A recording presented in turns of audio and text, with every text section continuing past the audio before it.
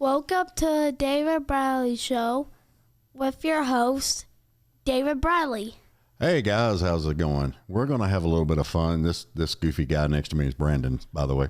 We're going to have a little bit of fun today. Some friends of mine came in from Missouri. God knows why they drove over here. I have no clue. But everybody say hi to Brandon, Aliesha, and Andrew. Hi guys, how's it going? What's up? It's good. I have no clue. It's really good. Thanks for having us. Hey, no problem. I mean, hell, I actually met you two. Yes. At the Freedom Jam, and he embarrassed me in front of people. And and you wasn't there because you had to play with another band somewhere. I think I was there. Was you there? I was helping you wrangle up information for the band. Oh God, that's right. That's right. I totally forgot. See, this is what happens when you get busy. You space out. You don't know what the hell's going on. But anyway, the truth, man. It's glad to see you again. Glad to see you again. We were trying. There was a lot going on that day. There was. Dude, for sure. It was crazy. It was a wild day. It was a wonderful day, but there was a lot going on. Yeah. I mean, that's with any daggum show. I mean, you've got a lot of things that go on behind the scenes that people don't really realize. Yeah. Absolutely correct. You know, it's just crazy. They get to see all the fun stuff, but all the stuff behind the scenes is, kind of chaotic and all the work that goes into it. Yeah. You get everything situated and all the names and stuff lined out. Yeah, and I'm bad with names. I am so bad with names. I'm getting worse with it, Well, I mean, I wouldn't even remember Jaws if he hadn't texted me and said, "Hey, it's Brandon." Right. Yeah. He's got 3 people show up at your house. I'm like, Brandon who? Brandon who? It's something I never thought I'd have a problem with because I could remember names a lot when I was younger. Mm-hmm. No, not anymore. It's weird. Yeah, I can remember songs from the 1980s, lyrics, word for word, but I can't remember names. I'm like, hey, man. Yeah, I remember the face. Yeah. It's like, I seen y'all. I remembered y'all. I didn't remember you until you just brung it up, and then it clicked. Oh yeah, the chick that was sitting at the table laughing, trying to figure out what in the hell y'all wanted to be introduced as. Right. Yeah. Yeah, and then it clicked. So, see, that's just a weird. I was like, I'm sorry, they're not here. And he's like, where are they? And I was like, I don't know. We have to find them.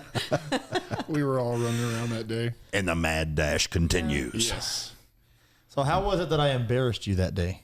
What did I do? I don't remember that specifically. Freaking called it out on stage, man, and said, and David requested Journey, and I'm like, oh my God. Yep. I remember that. So I had to one up you. Remember I ran across the front of the stage and did the whoop, whoop, whoop. Yeah. Okay. Yep. So I had to get you back for that. I remember now. Yeah. It was a fun time. That was a good day. It was. And I'll tell you something else too. Everybody that had heard y'all set was straight up going, damn, for a local band, these guys are tight. And y'all were. I mean, it was just, I was really, really impressed.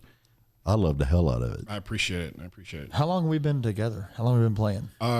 Coming up on 3 years as a band, as a full band. 3 years? Yeah. 3 years, yeah. Because we played our first show in 2020. Because remember, it was like right at the beginning of COVID. Yep.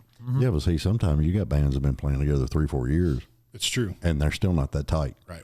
I think one of the best things with Just Enough is how, like, the chemistry whenever we're playing together, like we're all on the same page, and that helps a ton, especially playing live. And we're all genuinely good friends. I think it's another thing. Well, I mean, another thing too is I noticed y'all communicate while you're on stage. Yes.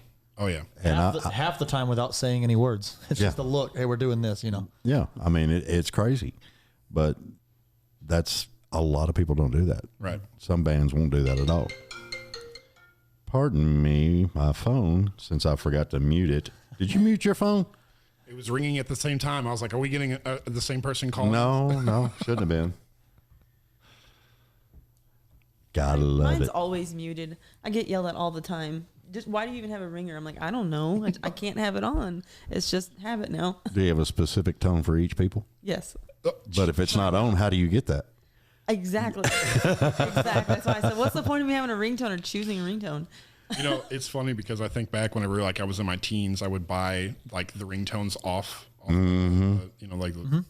off the store, and now anytime my phone rings, I'm like a nervous wreck because I've got it on vibrate. I'm just thinking about all the money I spent back when I was a teenager. Don't even. We used to record with the recorder and then set it as a ringtone. Oh yeah. You like put it up to the TV, and like when you listen back to it, it'd be like, I've done that. Like on my the voicemail. Yes. Remember how you recorded your voicemail? Oh yeah. Yes. I would be in my car, and depending on my mood, I would turn it up really, really loud, and then I'd play with it 4 or 5 different times to get that volume just right. Yep. So it wouldn't be distorted. Yeah. Yeah. Those were the days, man. Simpler times. Yeah, and then I'd try to get my voice as deep as I could, and I'd be like, "Hello, you've reached David. I'm sorry, I can't answer the phone right now, but I if you'll used to hate leave a that. message." People would do that hello in their voicemail, and you're like, "Hey, what's up? Oh my You've God. reached the voicemail." So I'm like, "Oh My God, they're not." my cousin Dylan did that, and he'd get me like multiple times because it's just like a generic, Yeah. "Hey man, what's up?" Not much, and I'd be like, "Hey, what do you? You got my voicemail? Oh my God, look on and sync it like multiple times too." So I didn't know when to trust it when he actually answered. I'd be like, waiting for the punchline.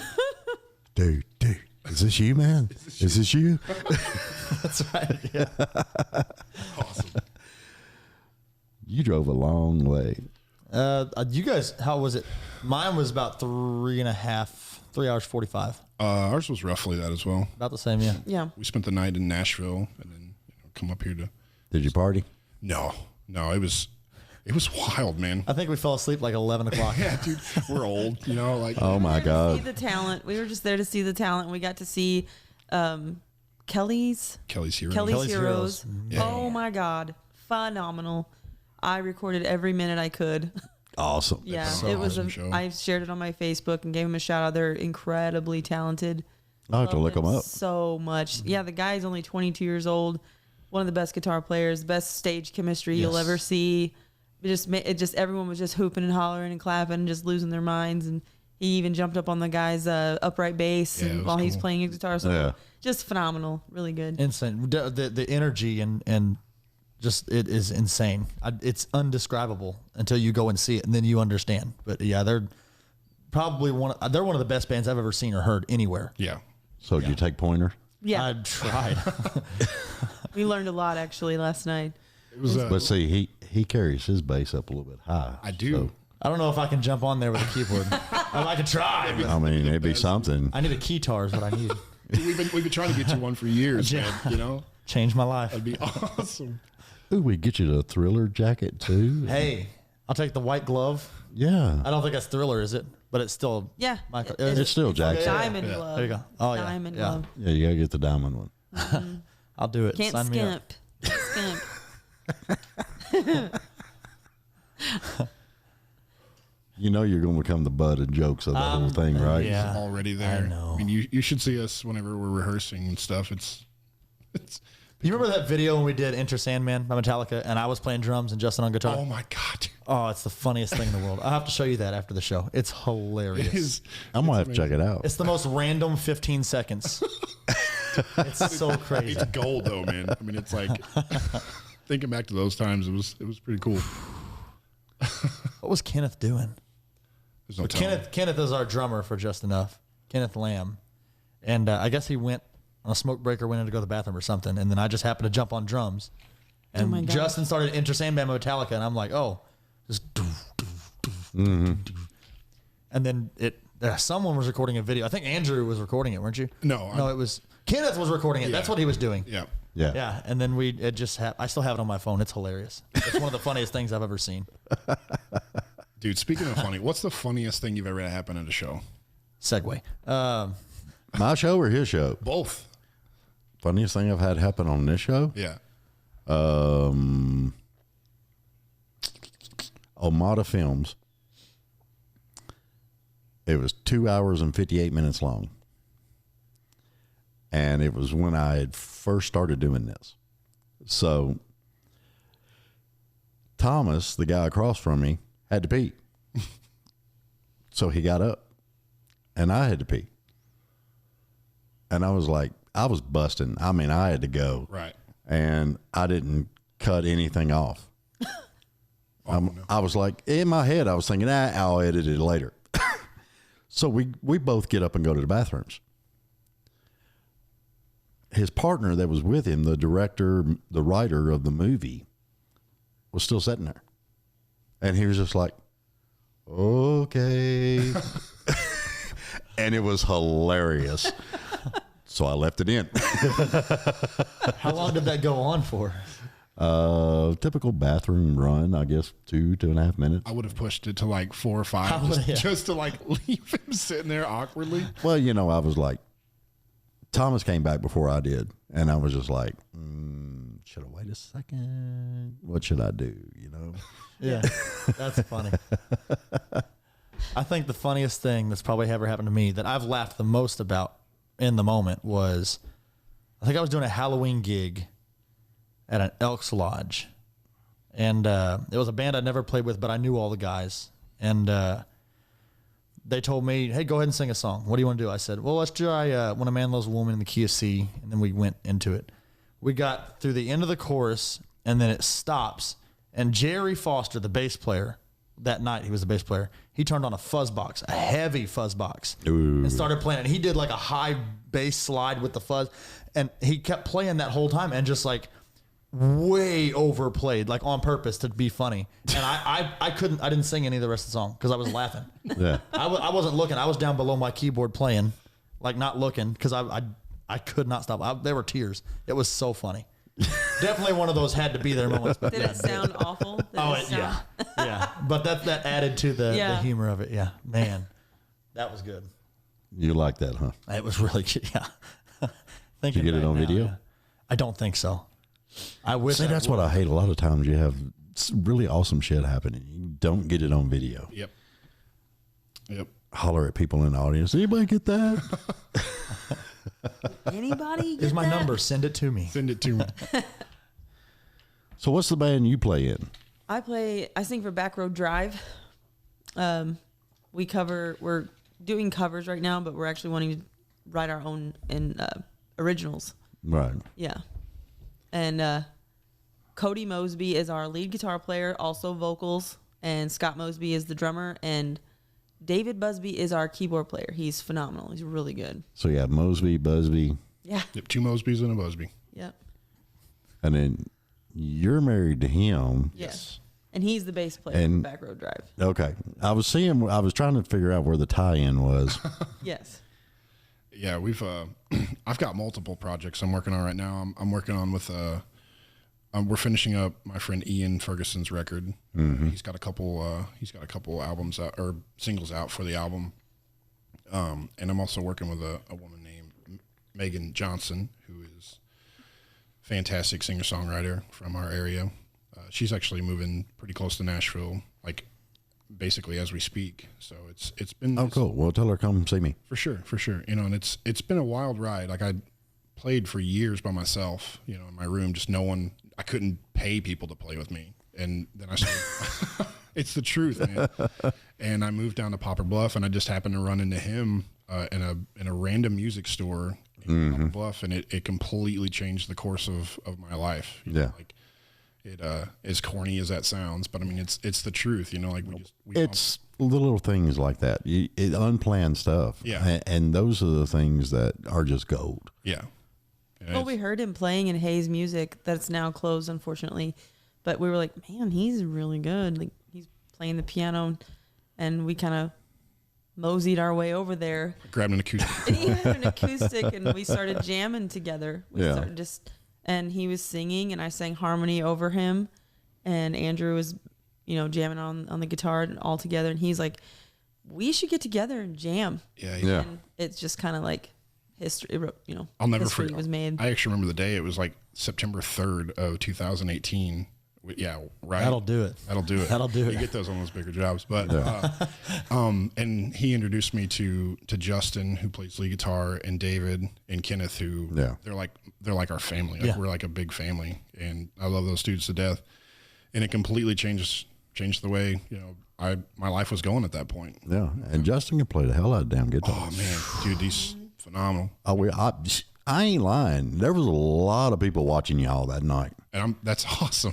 That's wonderful. And how he came out of left field with that that high note he hit on Simple Man. That was incredible. I was so proud. Yeah, that was such an amazing show. Like, I mean, as a whole, I love that whole thing, like for the veterans, and like got to meet the awesome people that we did and played an incredible set. You know, it was a wonderful day. Yeah. It really was. You know, it was, and I try to take a little something from every gig, you know, like, just a memory, but that whole thing was a wonderful time. Yeah. Well, you got to. I mean, that's how you learn. Yes. You know, and you watching some of the, you know, bigger names and everything, and you kind of, okay, I've never done that before.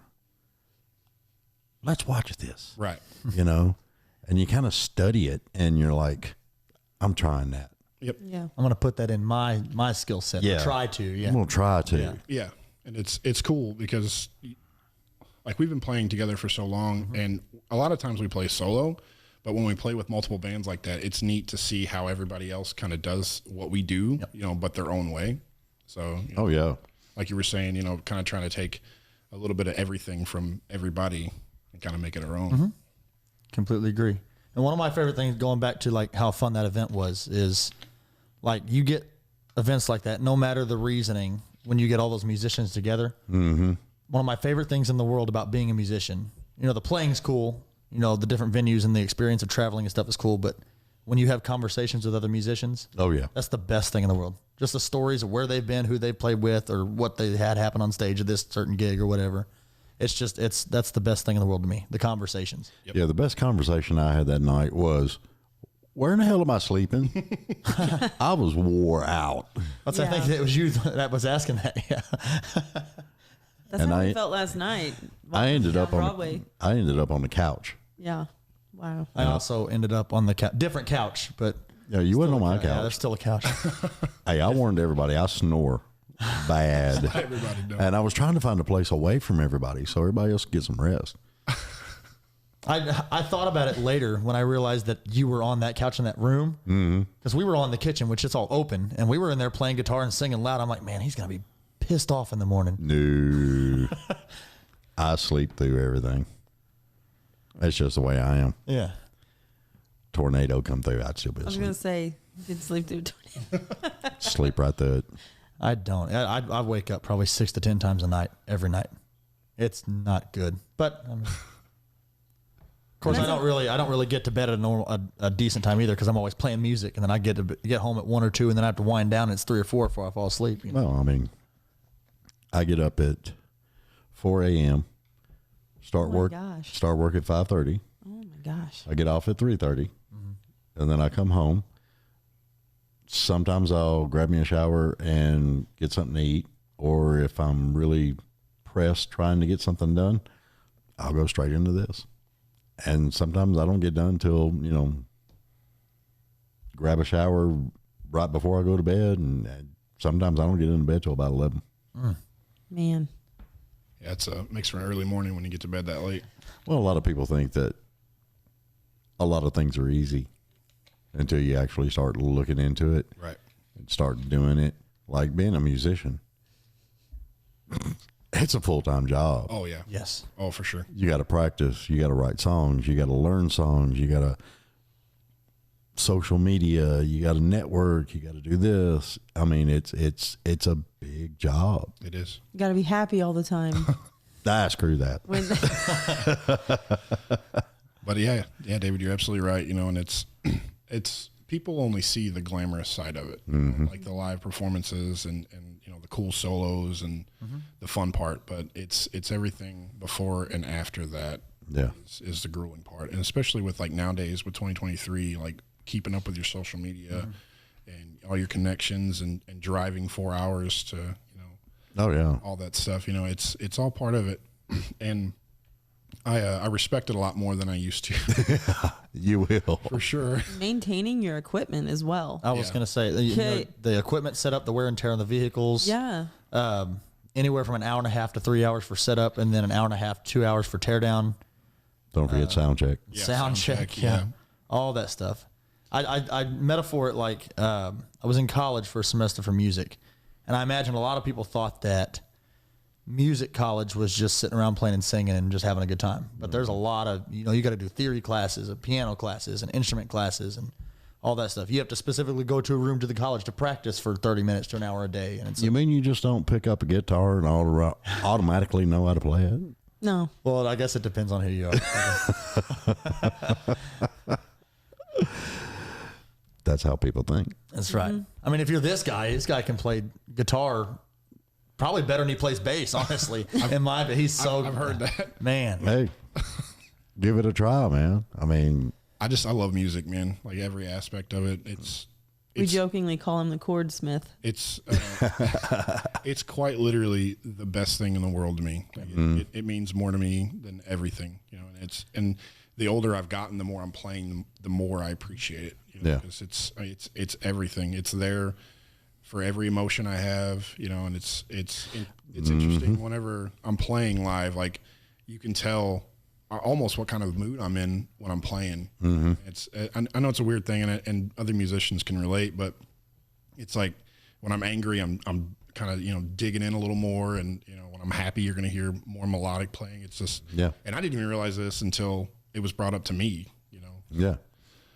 Yeah, it's crazy. It is. It's interesting, man. Yeah, and that's I've been on that soapbox before, telling people, it's music has been around ever since creation that I can think of.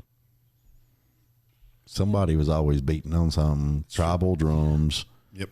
And it just went on from there. Yep. In some form or fashion, there's always been music. Either a beat or a little hum, a little note here and there or something. Yeah. That's another thing I was going to say. It's the universal language. Yep. Yeah. You could meet somebody for the first time, and if you guys know the same song, there you go. Instant connection. I say, I can't play music. I've tried. Really? I'm not coordinated enough. I can't get my hands to go right, and it goes crazy. You just got to find your instrument. I think that's another big thing. No, I did. It's these boards right here. Hey, that's an art form in itself, man. That's an art form in itself. Dude, I did sound and lights all around Nashville, and I loved creating. I loved making the band sound good. Right. And It's another version of art. But in it's, itself. David, it's 100%, man. It's an art form. People don't realize how much goes on with that too.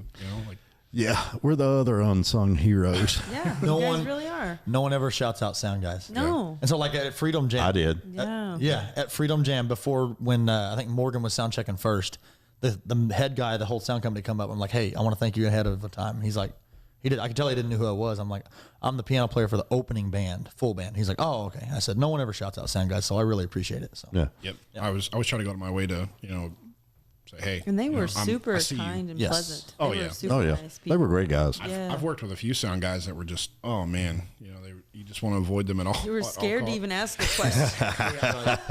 I need vocals just a little high. I'll get it. Okay. You do you, man. Just do you. Oh yeah, working on guitar player right now. Hold on. And see, that's what I liked about them, because they were old school, Right. and I love old school guys. Right. And y'all seen it. It was, you could point down and turn it up, turn it down, and they did it. Yep. And they didn't mind too either. That was really cool. No, they were cool about Yeah. it. Really cool. I remember when I first started playing, I was like, hey, I need the bass down a little bit. There were some times where I'd be so nervous. I'd be like, because if they're kind of in a bad mood, I'm just like, I'm good. I can't hear anything. I can't hear nothing, guys. But let's just play. Yeah. Yeah. I'll have to move up in front of amps. I'm like, okay, I know where we're at now. Oh yeah. So you're moving to Nashville. I'm moving to Nashville first week of October. Why? Music City. I feel honestly, I've told some other people this. Like I feel every time I'm here, I feel more home here than I do back home. Yeah. Just because it's that connection with music, and there's just nonstop everywhere music every day of the week. Just about 24/7. Just remember though, and I'm gonna give you a big piece of advice. Don't let the beast eat you. Yeah, I've heard many people talk about that and explain it that way. Yeah. Mm-hmm. Yeah. Because that is one big beast down there. I believe it. Yeah. I've seen part of it, but I'm sure there's more than the eye sees from anybody. Mm-hmm. It was my first time yesterday. And when I walked and I stepped foot and I heard all the music going on simultaneously. I was like, whoa, this is a lot. Yeah, you can stand in the middle of the street after a certain period of time. I forgot what time it is. They shut it down, but you can stand out in the middle of the street and hear every freaking corner, man. Well, I was also impressed with the structural, how they could block off the sound from one band being downstairs and another band being straight up above them. Yeah. And you could hear them both separately. Yeah. They weren't intermingling, or you know what I mean? Like, Yeah, that's why the drunks hang out in the stairwell. it was really cool. It's the truth. It's the truth. It all makes sense now. Yeah. Okay, that's makes a lot of sense. I did see that a lot Oh, yeah. in the stairwell. Yeah, they'll hang out in the stairwell. Yeah. It was a cool experience. I got to buy some beads from a monk. It was pretty cool. Yeah. Yeah, that's a new one on me. I'm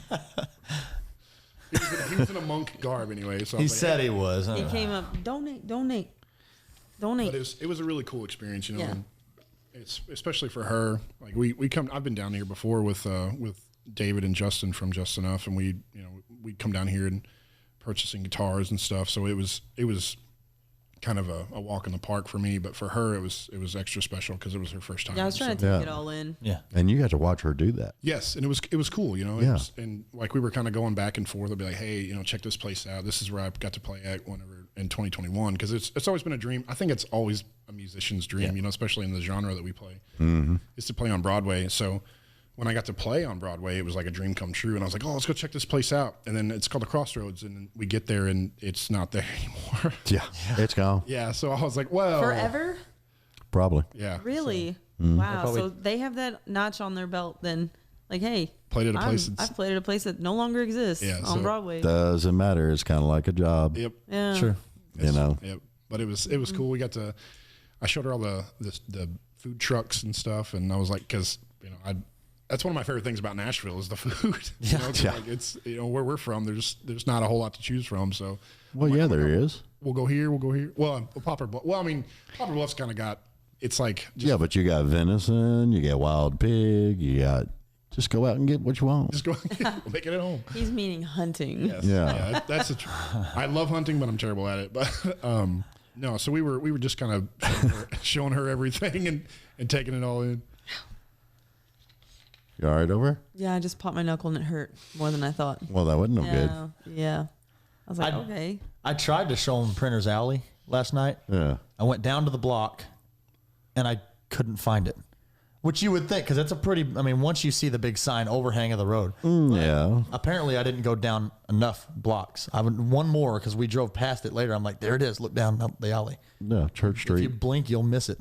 Church Street and take a right. Yeah. The further we got away from Broadway, I was like, Brandon, I don't know about this, man. And He's we like, were walking too. Yeah. So that, he's like, yeah, let's just go back. I was like, yeah, I'm okay with that. Yeah. It's kind of wild. Yeah. You kind of need somebody that knows what's going on down there. Yes, yeah. Off Broadway. You can get lost quick. Oh yeah. It was wild. It was wild. It was really cool, though. It was really neat. Yeah. When you start getting into the more bums and panhandlers and stuff, turn around, go back. Yeah.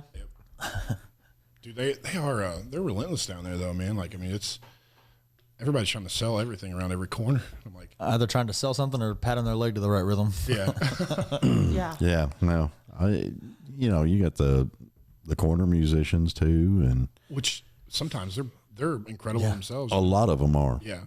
You know, and whenever we first got up, there was a guy playing, and she's like, "Why isn't he down here?" And I'm like, I mean, he obviously makes money up here. You know, I was like, it's awesome to see people outside of Broadway still sitting on the corners playing. You know, because I think that's a really cool thing. Yeah, it's a friend of mine actually. He referred to downtown Nashville to Vegas.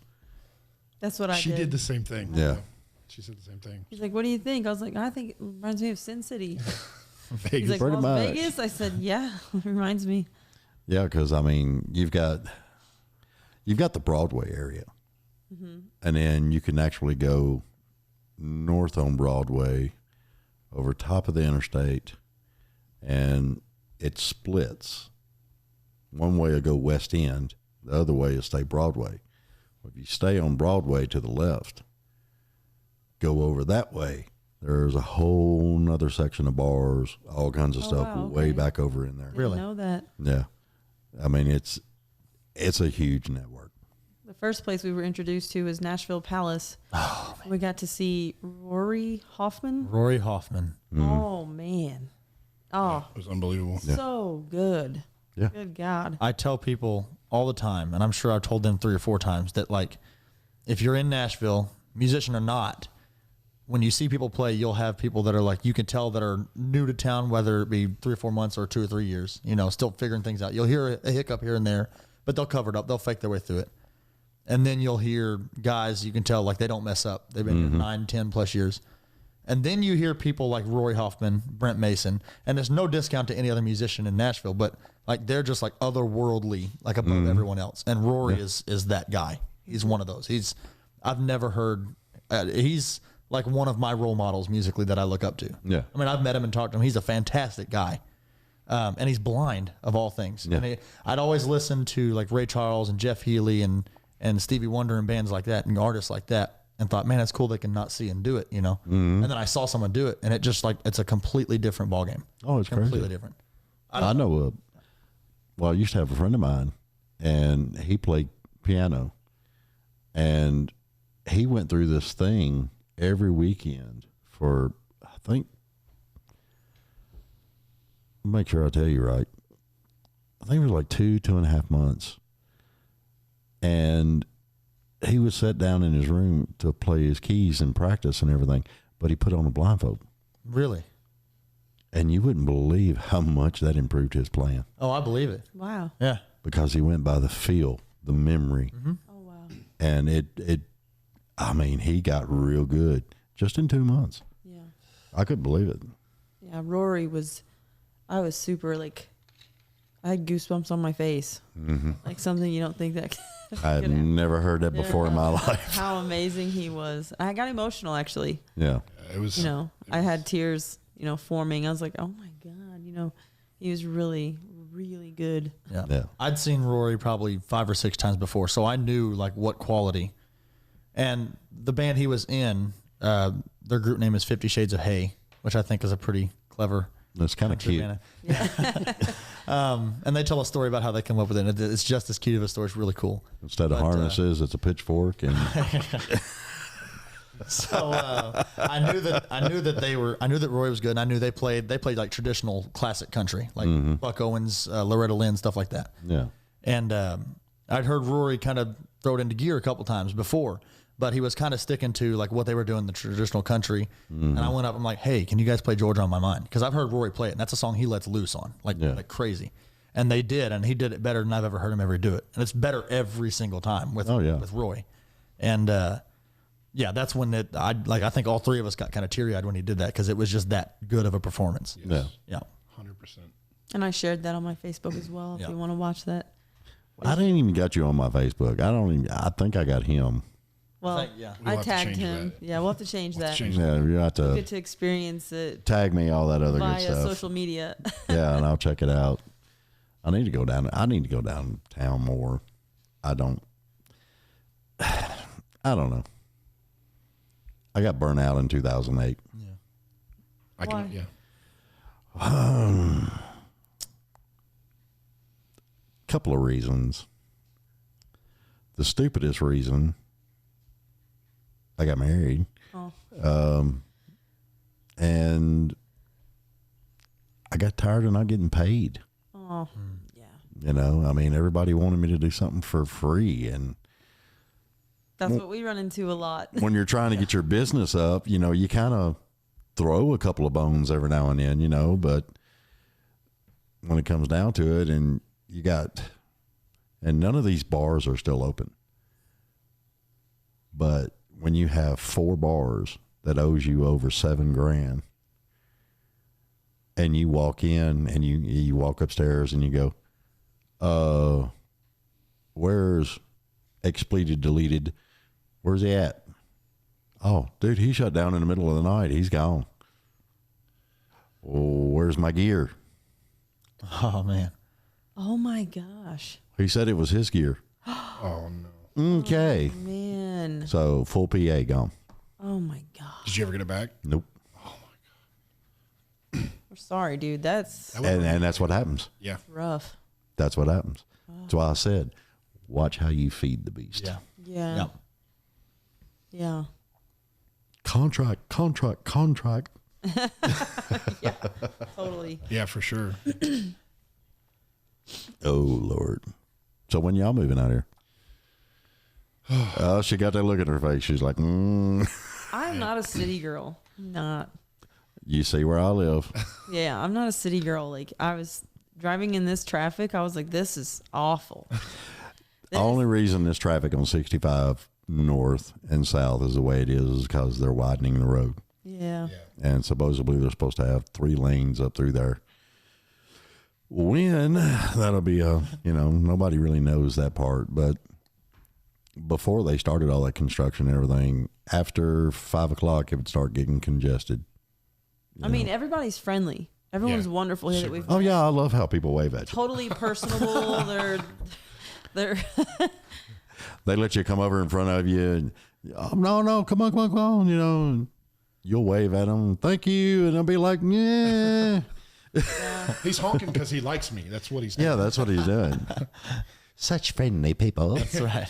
well, they've been so far. I haven't been unlucky enough to we've run also, into most of anyone. the people that we've been running into, we've been giving them money because we're purchasing things. That's true. Well, yeah. And they love you. That's right. Money, But- money, money, money. But we would it's kind of in the works, with Brandon coming down here, and him and I have made a few connections down here with a few of the local session guys, and if I could get a full-time gig, something like that, I would do it in a heartbeat. I would drop literally everything in my life to do it, because I've kind of built my life Just around planting seeds here, basically. I've Like kind of slowly. built my life around the ability to just get up and leave. Yeah. So, if something were to fall, And it's scary to do, oh my man. God, it's terrifying. It is like like we were riding into town last night, and I'm like, I could be doing this full time, and then I'm like, no, what am I doing? And then I start freaking out, hyperventilating, and anxiety attack, and I'm like, okay, but it's something that I would love to do. It's really something. And we are like ready for doing something we love, because I got to see a little bit of the realism last night when they're facing the crowd. They're all smiles, and I was standing outside on the sidewalk.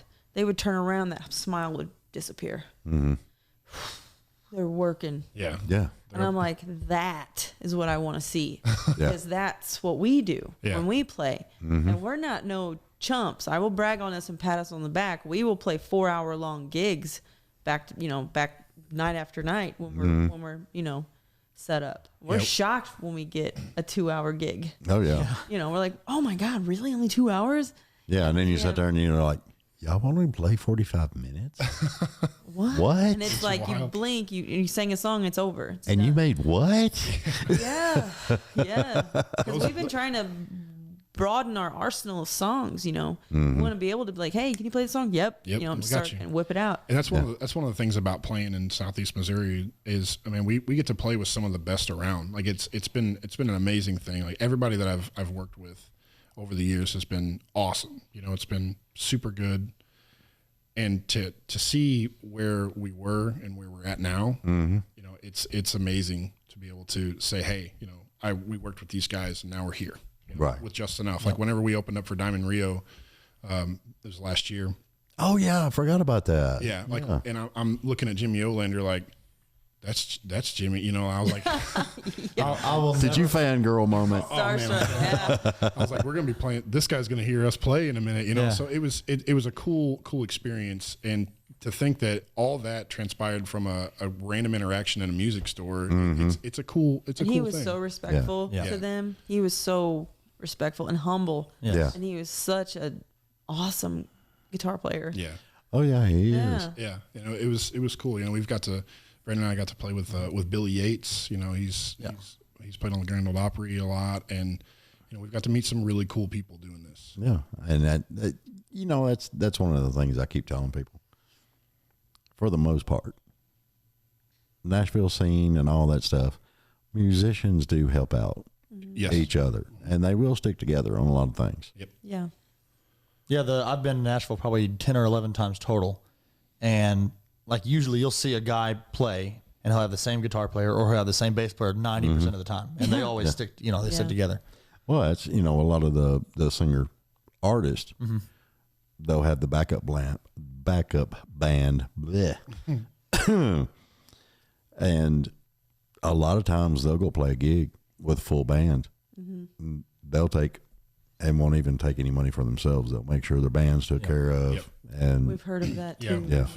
It's a lot of them do that. Yeah, and it's amazing thing. Like, and I think like where you're talking about, like musicians stick together. Like, man, with Backroad and like with Just Enough and like with Ian and all them, like, dude, I look at those guys. I look at them like family. Like, I mean, like Cody and his wife Tiffany have kind of like taken us in. Like they treat us like gold. And same thing with Just Enough. Like Justin's mom and dad. And like we're all like a super close, tight knit family. And that's one of the best things about music is it's brought me. It introduced me to them. And it brings tribes together. It does. The relationships and I like friendships. to say we're like the band Chicago. They would have barbecue, family barbecues together. Not the Eagles. The Eagles were toxic. We genuinely love them, but we like to get along. We genuinely enjoy spending time with these people. Like I look forward to going to play shows to spend time with Cody and his wife and his family and with Justin and them. So it's a wonderful thing. Oh yeah. It is. Camaraderie. Yeah. I did want to say this, back to the opening up for Diamond Rio thing. One of the coolest memories I've ever had musically. They said hi to you. They did. Yes. Okay. Actually, the bass player, I don't know his name offhand, but the bass player did not really say hi. He was beside himself. That might be why you don't remember his name. Maybe, yeah. Anyway, so no one has gone up yet. They're just playing music on the PA or whatever. And me and Justin are sitting like kind of behind the bleachers. And Jimmy Olander walks up, and Justin's a huge Jimmy Olander fan. Yeah, I mean, Diamond, that 80s, 90s country, Oh, yeah. That's, me and him both grew up on that. And Jimmy grabs a guitar and walks back into a hallway, and no one else is back there. I said, "You want to go say hi to him?" And he's like, "Man, I'm getting nervous. I don't know what I'd say." I said, "Just follow. I got you." Yeah. And of course, I'm a Jimmy Olander fan as well. Diamond, a huge Diamond with their harmony and all that stuff. Oh yeah. So I walked back there. I said, "Hey, Jimmy, how are you?" He's like, "I'm good." I said, "I'm Brandon. This is Justin. We're in Just Enough, the band opening up for you guys." I said, "He is like a huge, huge fan. It's like one of your biggest." Yeah. And then Jimmy's like, "Yeah." And then Justin and Jimmy started talking. Andrew, you walked back there with us. Yeah. Yeah. And me and Andrew are standing there, and Justin's in between us. And Jimmy's got this acoustic guitar playing all these fancy jazz chords and all these really nice melodies. Not skipping a beat, having a full conversation. Me and Andrew didn't say one word. Justin and Jimmy were talking to each other kind of, and me and Andrew just sitting there watching his guitar, watching him play. And that was just, for him to just sit there and talk to us like that was just super, super cool. And still not skip one beat on a guitar. Yeah, but he was listening to every damn note. I believe it. He was listening to y'all, listening to the note. Yeah. Yeah, that was really, really cool. One of the best things that's ever happened musically. That was really neat. Yeah, that's awesome. It was an all-around really good experience. Yeah. He's super comfortable. It was like another limb for him. Yeah. An added on limb. Second nature. Just second nature? Yeah. What are you drinking? Tea. Sweet tea from Hattie B's. Hattie B's. Yeah, you can't come to Hattie Nashville and B's. not get the chicken, which, by the way, Yeah. Oh, yeah. I had Hattie B's for the first time today. dude, It was too hot. This is not a promotional plug. No. the Nashville chicken, like I typed in best places in Nashville to eat whenever we were at the hotel, and just like chicken. I was like, oh, I guess we got to try the chicken. Yeah. Oh my God, dude, Nashville, it was amazing. It was cool. Not a plug, I promise. Yeah, there's a place off of Gallatin Road, close to downtown. You go in there and they make, dude, I've seen people that can eat hot chicken go in there and eat they've got one of these like specialty hots. Party Foul? Might there. have been, I don't remember. Next to I can't Carter's Vintage Guitars? No. Okay. On that a little bit more. And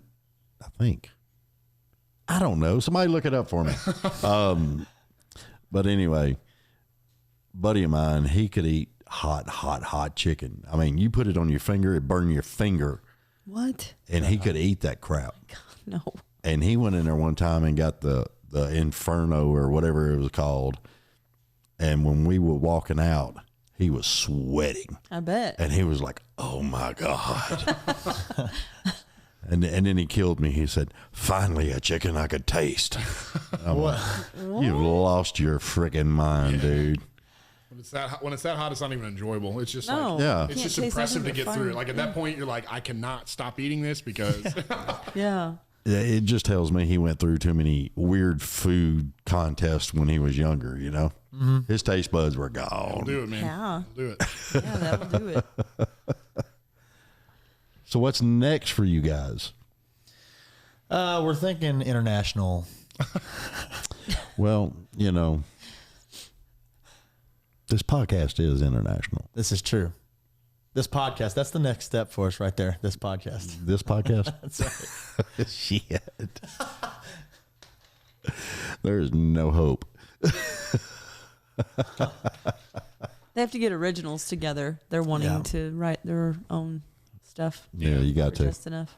I think that's the next step, especially with like Back Road, because like with Ian and Megan and another guy I play with him, Jed Melton, they do a lot of originals. But, Back Road Drive, we've kind of started working towards that because we wanted to build like coming in a full band. We wanted to get a name out there, like, okay, yeah, hey, Back Road Drive. That way, we weren't just like pumping out originals, like, oh, who's this? Right. You know, you don't know who it is. But we're also trying to find like our sound because we know how we sound as a cover band, but as an And that's the hard part. it's true, yeah. It really is. Finding your identity Yeah. as a band. Yeah. And you know we're working those kinks out, you know, but it's the future's looking good for us. You know, we've got a ton of shows coming up, you know, and it's been a cool ride, and we're kind of branching out further from where we're at locally. So we're starting to do like bigger shows like further out, and it's How far is Branson from y'all? 3.5 hours, 3 hours maybe roughly. It's almost the same distance to Nashville as it is from where we're at. I was thinking maybe y'all could get some shows down there. Yeah, The and- furthest we've played as a band for Back Road Drive is Paducah, Kentucky. yeah, it's a couple hours. Played there. Yeah. Couple hours from there, and I'm a hour and 15. No. How fucking far am I? I can't remember. we had to drive through Paducah to come here. So Yeah. Yeah, I know. I'm I think you're right. I think it's right at an hour and something hour and 15, hour and 20, something like that. roughly. Yeah, roughly. And I used to go up there all the time. I just, To Paducah? yeah. Yeah. Yeah, and you can hit Clarksville. There's a bunch of places up in Clarksville. Clarksville's a big college town. Yeah. Yeah. So There were probably really good shows there then, because the college crowd, they will flood places like in Cape Girardeau, the 21 Taps. Yeah. Yeah. They get filled. I've played Like- there probably 8 or 9 times total in the past 3 or 4 years. And like you start at 8:30. It's an 8:30 to 12:30, which is a weird, you think about it to be 8 to 12 or 9 to 1, but Yeah. it's 8:30 to 12:30. You play 8:30 until about 10. There's maybe 20 people in there. Mm-hmm. About 10 to 10:30, here come all these college kids packed. Yep, and they have to be careful because sometimes they're getting a little bit rambunctious and they fall over their amps and like pedals and speakers and I always love that. Don't Yeah. you? You love to see it. You love Yeah. to love to see see it. Even Justin, they were having such a good time. Poor Justin was singing and playing, and somebody hit his microphone stand, it popped him right in his face, right in his mouth, his teeth. He's Get that on those bigger he was jobs, playing- man. I'm okay. I'm okay. I'm here. Oh. That actually, the first time in my life that happened this last Friday, I had a lady that was, we were doing Taking Care of Business. Taking care of business. Every day. Really, really good song. We were doing it, and I think we had rehearsed that. It wasn't Justin, it was a different band I'm in called Fault Line. And we had rehearsed it maybe once or twice, but it's just like 3 chords the whole song. I mean, Yeah, it's a pretty simple much. song. And I guess there's a part in a dance that people put to it where they get down on the ground and they smack the floor or something like Oh, that. that's neat. I have no clue. That's Anyway, cool. well, these people were doing it either way. And this lady like backed up into my mic and it hit me in my mouth. And I'm really easygoing. I don't really get mad usually on stage. And I kind of got upset. And I looked over at Sally and she's looking at me and I've got like a straight, stern look on my face. She's like, "You good?" I said, "Yeah, I'm fine." I went on break, had a couple shots. I was doing pretty good. That would hurt though. That lady gets within arm's reach, though. We're going to see some shit.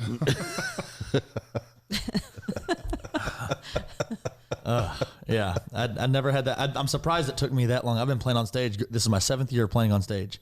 I'm surprised it took that long for it to happen because I've heard everybody that it happens to. Get a headset. Yeah. That's another reason why I headset. like to hold my microphone. Yeah. I can Sure. know where it's at. Call it the old Garth Brooks mic. Get the Garth Brooks mic, man. Yeah. Looks like a Bluetooth. Oh, yeah. does, I know, yeah. I know what Yeah. yeah, I know what you're talking about. Or a Sunday morning mic, we'll call it. Them preachers that have them Preachers. right, like go all the way halfway down their cheek. Yeah, dude. No, that's a little thin plastic tube, and it kind of you want the boom. Yeah. Dude, have it like ridiculously big. Yeah, It comes out, like The screen in a front of screen. it. It's so ridiculous. we could add even a pop screen to it. You probably could. Yeah. That's awesome. You look cute back there doing that. Thanks. I appreciate it. It's on my bucket. It's on my to-do list. It's on my to-do list. We'll draw the plans up later. I'll send you the bill. No. But speaking on finding identity, I was wanting to further elaborate on that. Go for it. We're not sure what would be the best, because we'll get complaints from fans who will be like, hey, I noticed you guys were playing more country.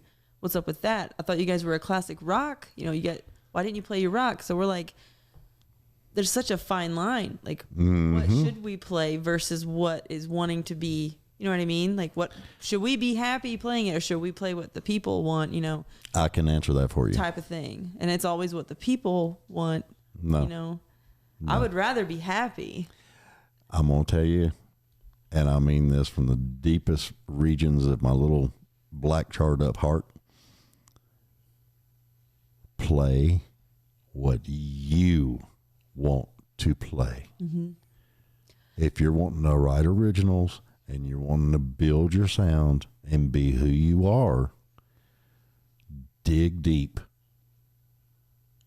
Well, Search your soul. I am a Heart fan. So am I. Huge. I love Heart. I love rock. Pat Benatar. I'm not. What do you call it? Teases me a lot about not being a country girl, but I love. That's where my heart lies, is rock Yep. And then that's what you should do. and melody. And like I love John Mayer. It's I wild. love a lot of things. Yeah. It's wild to me to be a country, like predominantly country known bass player, doing sessions whenever I grew up playing We metal. used to be a metal band years metal ago. band, Yeah. So Metal, like hardcore metal, So screaming. people up there seeing me play like, Merle Haggard. Yeah. I was like, wow, that is a Like, didn't he used to play Dude, you metal? was headbanging last week. What up? you had a hair down to your belt line, and But it brings me great joy, though, like when people come up to me and see and they say, hey, Aliesha, were you just singing 9 to 5 from Dolly Parton? Like, yeah. And they're like, you did really good on that. Wow, I didn't think you could sing country. And I'm just like, well, Now is 9 to 5 technically country? see? That's what I'm another saying. thing. that's And another. I love that song. And I love Dolly Parton. God, I have so much respect for her. And a lot of there's a girl, not mentioning names, couple 2, 3, maybe last month, I can't remember. She dropped, and it was weird, but it worked.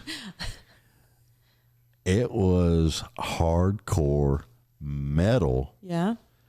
with country lyrics, What? Wow. and it worked. That's awesome. It I was love that kind of stuff. it was badass. I love that. When it's so out of left field. Yep. And it vibes together. Yeah, Like, and- I love that. It charted on 4 or 5 different charts. Wow. You're not going to name names. You have to tell us after this because I would love to hear. I'll tell you after this, Okay, I would love to hear that. because I'm still trying to get her on the show. Yeah, okay. Because I'm a huge metal fan too. Like I am too. Probably don't look like it, but I am. Well, I mean, I've got my Iron Maiden mask. I've got, Yeah. I have my Funko Pops. I've got, Yeah. different stuff. And I love all genres of music. I do too. I really do. I respect all genres, but I grew up with Boston, Journey, Yeah. Kansas, Foreigner. I say I was Judas Priest, Iron Maiden. People are going to laugh The at this. Cult. The Cult came in later. but I had Judas Priest, Iron Maiden, Kiss was my number one. Kiss. I was raised with them. You How know. old are you, if you don't mind me asking? How old am I? Yeah, what year were you born? Let's see. Dirt was formed in. No, I'm 57. Okay, so you were not. My dad is a lot older than you. Yeah. He was born in 56. So I was raised on Rush, Foreigner, Kansas. Yeah. All those different bands. Rush. Did I say Rush? Yes, Yeah. you Say said it Rush. again. Say it I again. love them. I love Geddy Lee. I like to sing his stuff too. What was our band name again? I Rush. Don't think did I? Yeah. I think it was Rush. 2112. She was talking about Rush, though, wasn't she? Okay. Geddy Lee and all I'll that. just make a Heard jerk. of that band, Rush. Oh, Man. they're Canadian. Yeah, See, I've and been the told they're best. really good. What's interesting about my playing is I grew up. My brothers were born in the '60s. My siblings were all born, and I grew up with them listening to like '70s rock, and then it just goes straight into like '80s pop. Yeah. So like I grew up on like all those bands like Tears for Fears and Johnny Hates Jazz. And, Oh, my God. like all the. So I draw a lot of influences. The Outfield. Yeah, from that. Everybody Yes. wants to. We reach cover that. the Yeah, world. yeah, We Back cover Road. that. We cover that song. That's back road. See, I Drive. told you I can't sing. I knew what it was. You nailed it, David. You nailed You it. nailed it. But so it's cool to see like a lot of our influences, and I'm excited to see where Backroad goes with a lot of our influences. So You got to follow your heart. yeah, You really do. Not the band heart, this heart. Yeah, You got I to get follow your heart. So- Although, One thing that does separate Backroad, I feel like, from other bands, though, is we have an electric drum set. So our drum set has a volume knob. yeah. So we can play a lot of small venues and not blow your head off. Yeah, yeah. So I don't have to worry about the. Yeah. Yeah. And it sounds really good. He has 1,000 drum sets in one. Oh, you yeah. could choose from. Yeah, whenever they go up and like whenever they promote Backroad Drive, I one of my favorite things is when like I love you guys because you guys play fantastic covers and you guys I love every song you play, but I can hear like whenever I At leave. the end of the night. I can actually hear. We can have a conversation while we're eating, or you know. Yeah. So that's a huge thing too. Yeah. Well, I mean, I think that's one of the holdovers of a lot of things 80s, because back in the 70s and 80s, there was a big competition between every band out there who could play the loudest. Right. Yeah. Yeah. Who could rock you the hardest? Yeah. And it's carried over a lot. And sometimes I think some of the sound guys out there, I'm not mentioning names, and I'm just being totally across the board. Some sound guys don't know when to stop. Right.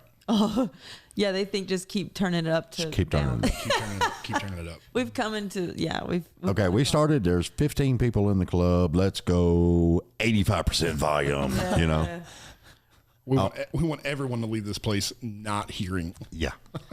Well, I mean, I'm not mentioning the names, but I went to a club and I listened to a band, and these are some great guys. And I shit you not, 104 dB. Oh my goodness. Jesus. can't. And I'm sitting there looking at the sound guy going, dude, come on, Everyone's man. gonna leave here with onset tinnitus, bro. It was a small club and 10 people had already left Yep. Wow. because it was that daggum loud. Yep. And you can't do that shit, man. Yeah, we It's don't true. want to do that. It's We true. want everyone to have fun. And I mean, I was in that era, you know, and my ears are not the best anymore because of it. yeah. But I can still hear and I can still understand levels. Well, I grew up in bars with my mom and dad. They were musicians as well, and they would play in bars. My dad was a drummer and a vocalist. My mother was a vocalist, and he had the acoustic drum set with the mics, Yeah. and it was loud. And he was a powerful drummer. He shared that with my brother, Rick Gammons, who also plays very powerfully Yeah. on an acoustic set. So I mean, it's something that we're learning, as we go along, Oh yeah, don't beat the hell out of them. Yeah, I said, Rick, you don't have to do. He's like, I know, I'm not used to it. But it just feels good. Yeah, it's so fun. It does feel good. It does feel good. Yeah, when I sing Heart, I eat the microphone. Yeah. I belt it. Yeah, for sure. Well, you got to. Yeah, I mean, Especially with I gotta heart. serve Ann Wilson justice, man. I love her. She's yeah, awesome. she is. I put her up there in probably my list of top 5 most iconic women of rock. Yeah, 100%. Yep, I agree. You know, and then of course Amy Lee is there of Evanescence, and I'm not going through the whole list. I was excited. Like, don't make me think. Don't make me think of it. Don't make me sit here and try to remember it. I will say Ann Wilson is up there for me as well. I Yeah. think she's incredible. Did you hear? God, somebody shoot me! I don't forgot her name. Who does she sing for? Gretchen Wilson. Yeah. Her rendition Of Barracuda. Yes. She's good. I was very proud. But she used to do that in bars. She would Really? do covers, Oh, okay. you know, and that's where she got all her music and everything. Same with Bruno Mars. I love him, and he got started doing covers. Elvis and Michael Yeah. Jackson, and James Brown. Oh yeah, So I love all that stuff. and that fool can dance. Yeah. Man, can he? I ain't got them moves, I man. love Bruno Mars. He's so awesome. If I was to do one of those moves, I'd be like, you know, hey, give me the ointment and a hot towel or heating pads, something. I mean, The patches, yeah, those little patches. We're trying to cover one of his songs, Uptown Funk. Yeah, we're working on that back road drive. Yeah. Yeah. Because we already do Charlie Puth, and we do Patrice Russian. Yeah. That's- The track that everyone knows from Men in Black, but hers Forget-Me-Nots. is Forget Me Nots. yeah. Yeah. Sending you forget me nots. I don't remember. If you heard it, you'd be like, okay, I know what you're talking about. Yeah, it's like the Men in. It's the Men in. They sampled it from Patrice for Men in Black. Yeah, that's another thing I love playing about. About playing with Back Road Drive and Just Enough is man, we have a very diverse genre that we play. We play a little bit of everything. Like we've got Just Enough whipped out Ice Ice Baby. and like People, Oh my God. Justin knew all the words. that was He did wild, really good. Yeah, it was wild. Like It wasn't cringy at all. It's like, whoa, this is so out of left field. This is awesome. But with Back Did it Road- blow your mind though that he knew the It was words? Amazing. Oh, absolutely. I still to this day, Because he's a lot younger than us. I'm playing the bass line. I'm like, how does he? I didn't know he could. And every word, man, and everybody Yeah. they loved it, man. They were just they got a kick out of 'Cause I thought it was gonna be Queen, Doom, doom, doom, doom, doom, doom. And he whips out Ice Ice Baby. it. Was an awesome It was show. awesome. Did you do the dance? No, he didn't. He He did. should have done the I dance. know, right? But with Back Road Drive, Somebody run out there with some hairspray, fix his hair. Yeah. stop. He probably didn't because he had the guitar. Right. Yeah. Probably why he didn't bust out the dance. It was so funny. Justin's one of the coolest guys I've ever met. He's down for anything when it comes to music, and I think that's pretty cool. And he is funny. Oh He my is, God. yeah, he's one of the funniest people I've ever met in my life. He's hilarious. I've had tears. He's made me laugh so hard. One thing I actually like with that song, we'll do the do do do do do bum bum do. When we get to the part where it says, "All right, stop," the whole band will just stop. Yeah. Yeah. And that's all we'll do of it. And everybody's like, That's it, yeah. Everybody's waiting for it, and we're Well, just. that one time at that Christmas party, you guys did bust out the whole Oh thing. yeah. Yeah. That was awesome. Well, it was a Christmas party. Yeah. And then You have to. Yeah. You had to. It was hilarious. It was a good night. awesome though. That was a good night. You gonna start doing some Run DMC and some stuff like that? We're gonna try it. You gonna try it? Walk This Way, the Run DMC version. No. Oh, you're talking. Okay. Awesome. I like Aerosmith too. Aerosmith. I love me some Aerosmith.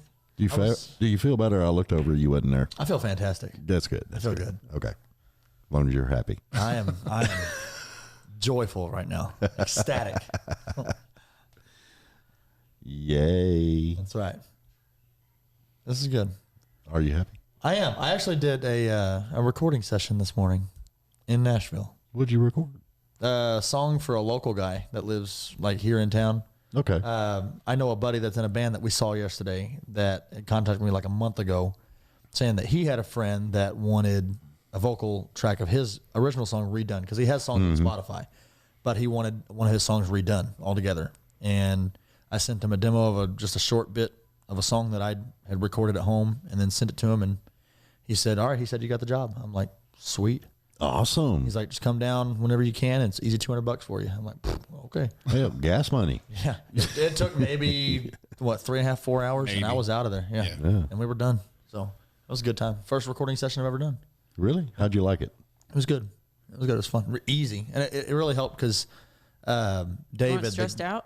Do I? You weren't stressed out at all? Not at all. Oh, no. good. David, the guy that I was recording it for his friend, he said, "Hey, we're just gonna chill for a minute, talk, and then you go in there and record it. I'll let you know what I think needs worked on or done or redone or whatever, and then we'll be good." And it was super laid back. Cool. Like, hey, on this part, let's go back and do that one line again. Try and hold that note out a little longer. I said, all right, cool. Yeah. And it was it. And then we got it done. It's not too bad. I mean, when I used to do recording, I liked it. I had fun with it. Yeah. It's the creative process. Mm-hmm. But it's kind of daunting being in on someone else's project though. Because they have things they want a certain way. Yeah, because I remember when I first sat down for my first session in the studio, I'm just like, oh my God, I had so many expectations, and then I get there and they're like, hey man, just plug in and hear the chart, here's the part, and here we're gonna kick it off. And I was like, oh, and then 4 minutes in, they're like, okay, you're done.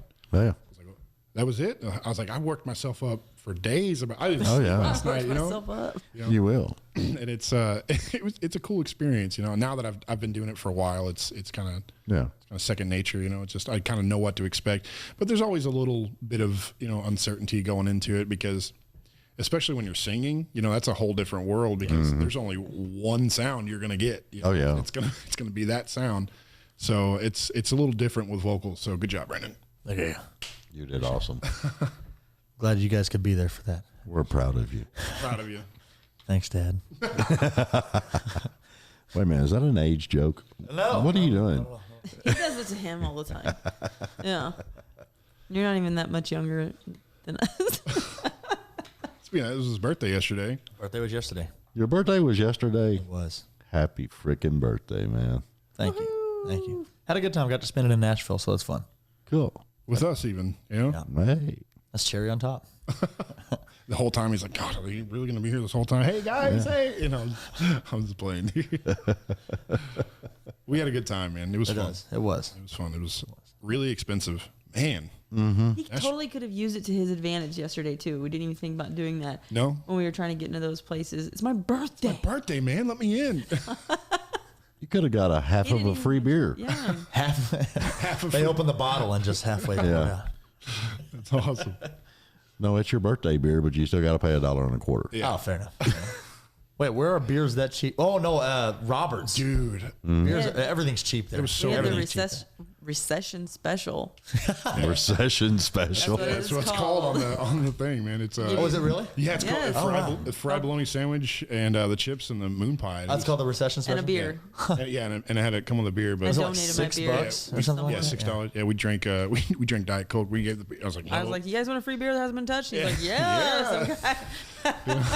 He's like, yeah. I ain't turning that down. No. That's right. I said, I promise I didn't touch it. It was a cool time. It was good. Yay. I'm just not a beer drinker. I just wanted Pepsi.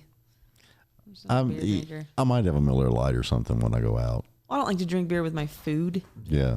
Just But if I want to like catch a little bit of a buzz or something like that, just chill out, relax. I'm doing it at home. Right. yeah, we don't have to go anywhere. I ain't got to go nowhere. I ain't got to do nothing. I ain't got to worry about nobody. Exactly.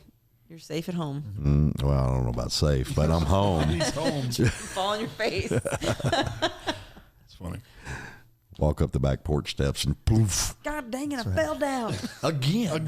there went my nose. Again. I gotta go get my nose fixed I now. was saying, I need a nose job.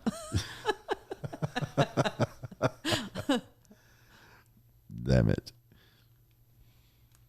What are you doing? Fixing my headphones. I have a weird, You're a fidgeter. yeah. I made him trade headphones with me because they hurt the cartilage in my ears, and my ears start to hurt. It's the same damn headphones. She's talking about at home. Oh. No, at home. Yeah. They completely cover my ears. Yeah. Yeah. I don't know why my ears hurt. I know that's random, but my ears, the cartilage literally hurts in my ears if I have to take the headphones off after a while. That's weird. I know. I was like, God, only me. I've never heard that before. Me either until it happened to me. That is crazy. That's why I like earbuds. I got a problem with earbuds. I can't do them. I only like the ones that go in the ear. Not See, the ones that are weird, like the iPhone, old Apple iPhone ones. Or I've whatever. got the ones that you put in your ear and you kind of do like a little bit of a twist to it, and it's supposed to set them in your ears. Nope, I can't do those. They fall out. They pop right out. Yep. I have to do the ones that are in like the little rubber nubby, and you go in your ear. I just made up that word, rubber nubby. I would say, You stick them in your ears. They don't go anywhere. Making up words is awesome.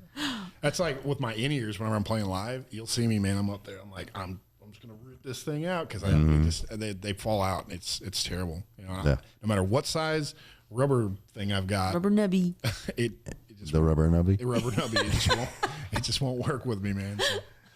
So, Your ears don't like the rubber nubby. they don't. And especially if I smile, like if I'm just sitting there stone faced, it's not bad. Yeah. But as soon as I start like laughing or something or smiling or talking, they just right out. I'm like, Yeah. oh my, yeah. So How'd that again. go? Do that again. Yeah. both you guys do it again. How'd that go? We're starting a new section called ASMR. It's awesome. And I am not an ASMR person either. I ain't either. I can't Yeah, stand she it. can't stand it. I can't either. I will look at her and like crinkle a chip bag, and she's like, "Are you done? Are you gonna keep doing?" I'm like, she's like, I can't. I can't. And people smacking, eating, slurping their drink. Oh, I know. No. I mean, He's it just drives you nuts. do it. Are you gonna do it? I thought you were gonna say I can't stand it, and then still starts to do it. We could do it together if you want to. You want to? Come on. Ready? Oh my god. Nope. No.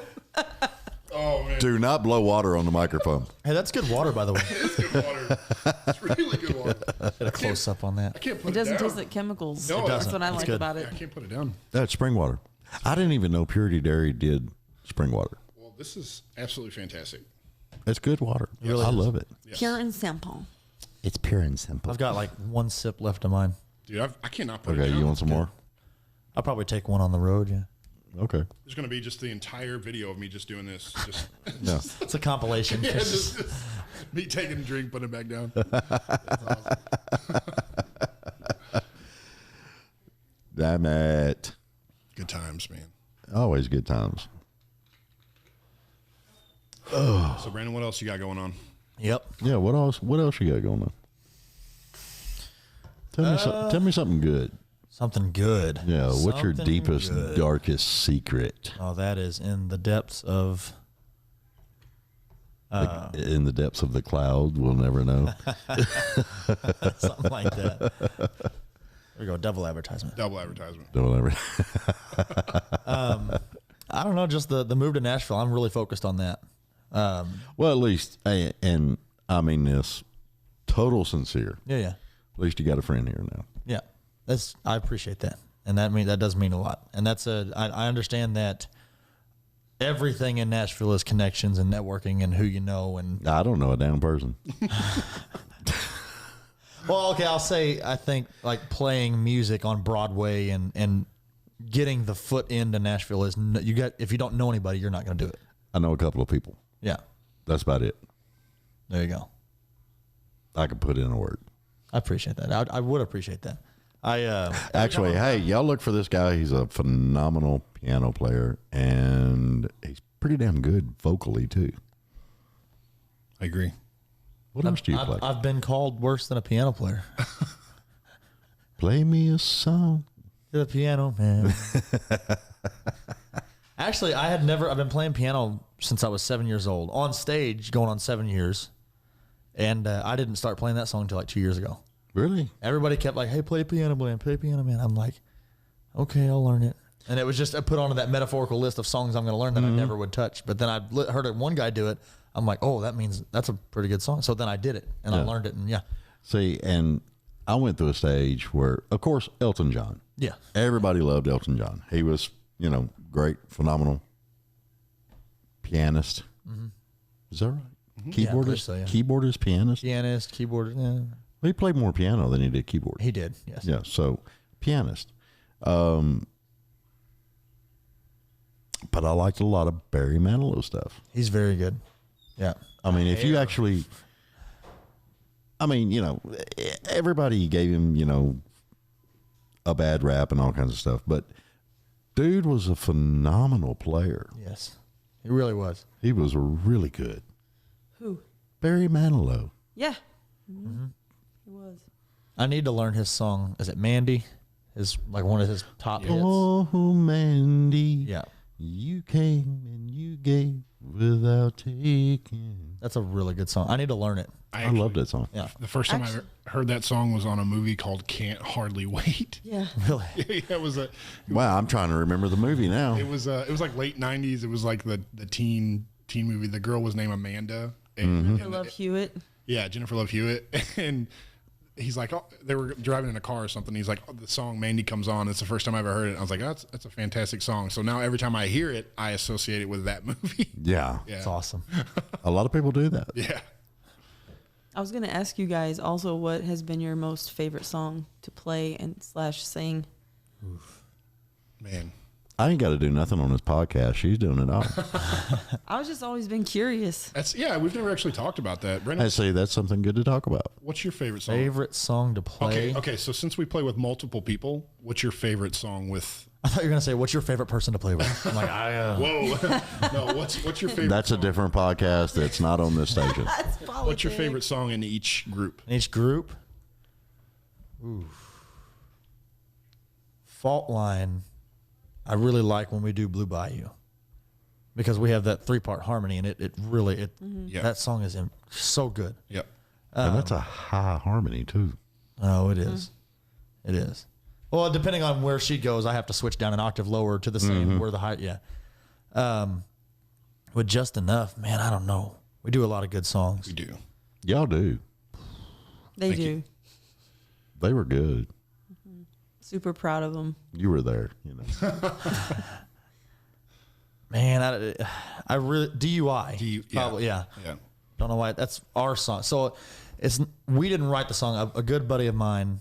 Can I shout him out? Is that okay? I know you said don't name names, but I don't know if that was you or if I can go ahead and. Huh? Okay, so his name is. No, I'm the one that's just been saying I'm not naming names. So You can name anybody you want to. So you my- could look at that camera right there, and you can go, "Hey, buddy, I'm giving you a shout out." this Ben Becker. A shout out for Ben Becker. There you go. Me and him went to high school together. He was like 1 year below me, and after he graduated, he immediately moved down to Nashville. Okay. And his parents were always supportive. They're super great family all around. Anyway, Amazing songwriter. yes, And his vocalist. him and his mom both. Oh my God. So good. So he went to Belmont University for a year. Wrote an album, produced it.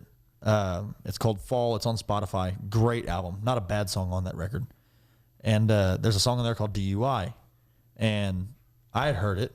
And then me and Andrew started messing around with it. And then we just introduced it to the full band. Yeah. And everywhere we go, everyone asks us to play that song.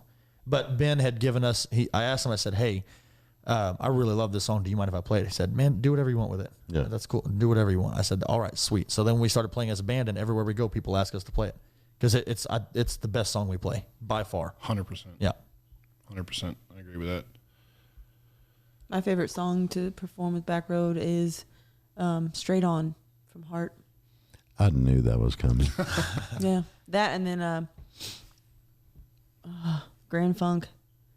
Some Kind of Wonderful Kind of wonderful. is another favorite of mine. That's a good party song. My favorite song with Backroad Drive, Cody is a fantastic guitar player.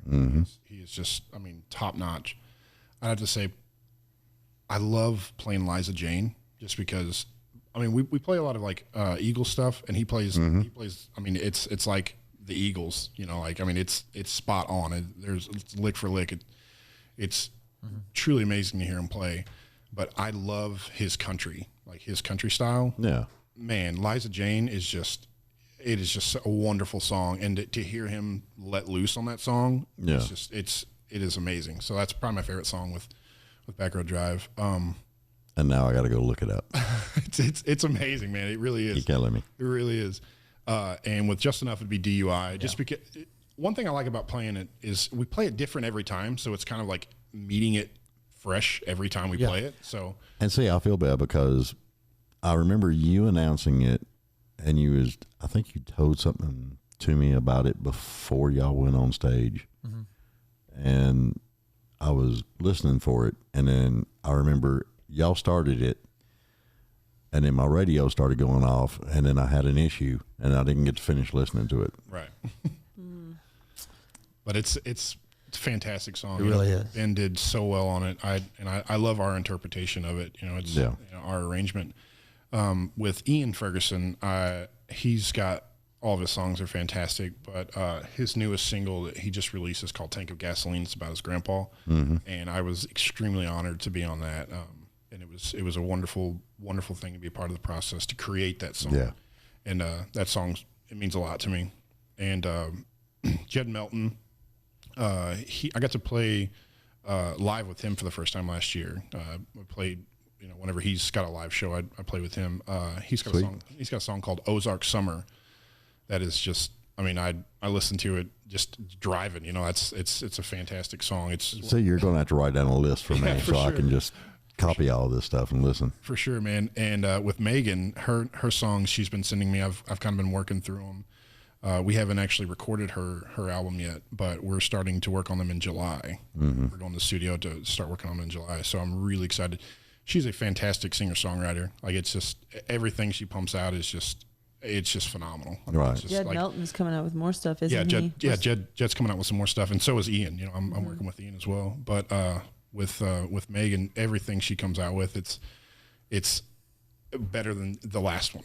Have you heard? "Don't Want to Waste It"? Have you heard her version of that, or her song "Don't Want to Waste It"? I don't. Super good. I'll have to show that to you. It's really good. She just sent me Clay County Country. Haven't heard that one. Oh, good, dude, it's good. And with Back Road Drive, like, I'm really excited about that because a lot of times as session players, we kind of just get the finished product. Like they've basically got the song. We just got to put our parts to it. Yeah. And with Back Road, I'm Back Road Drive. I'm excited to be a part of the whole process, like the entire thing. Yeah, you get to create. Yeah, I get to create my own bass lines and stuff to it, and we kind of get to build it from the ground up. Create our sound. Right. So that's one thing I'm really looking forward to with that. And with Back Road Drive, we've got shows booked up.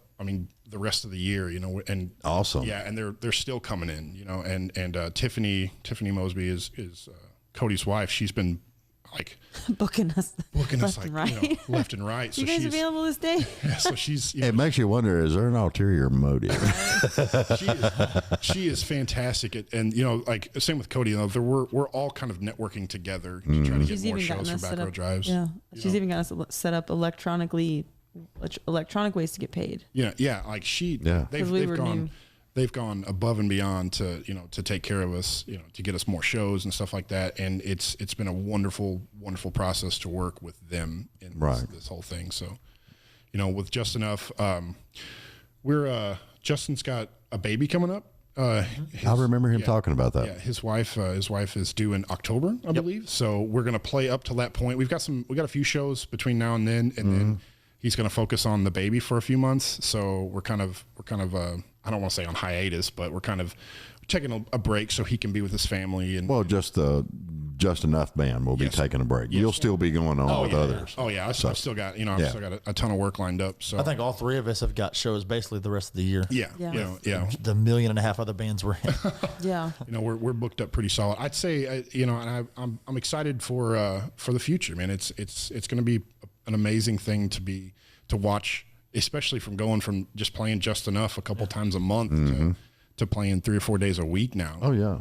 It's a really, really cool thing to be a part of. And that's the whole dream, you know? Yeah. And it's wild that it kind of went from just a couple shows, every month to full on, like I'm doing this just as much as a full-time job. Oh yeah. Well, once you start booking at certain places, Freedom Jam, for example. Yes. Once you play there, people are looking, and it's hard to find really good tight bands. Yep.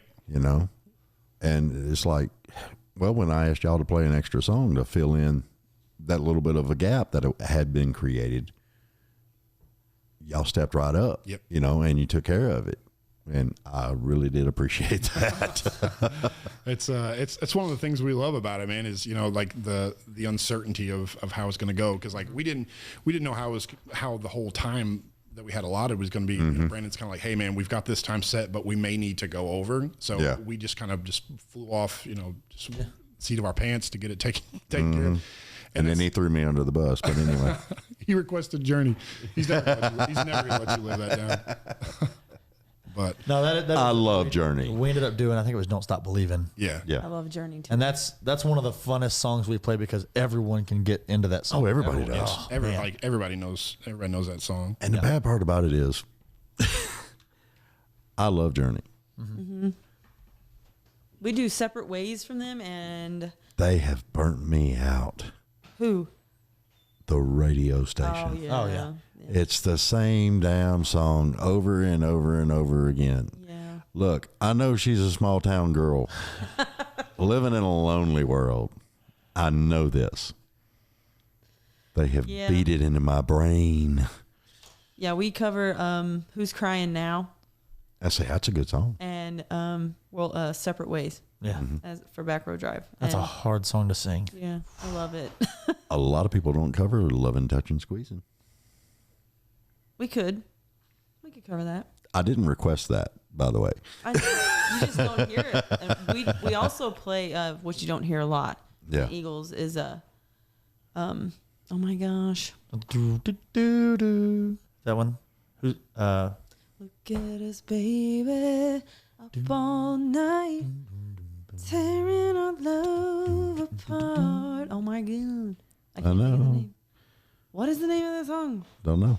Andrew, name of that song from the Eagles that we cover. He's in the bathroom. He don't know. I can't tell you why. Yeah. Oh, yeah.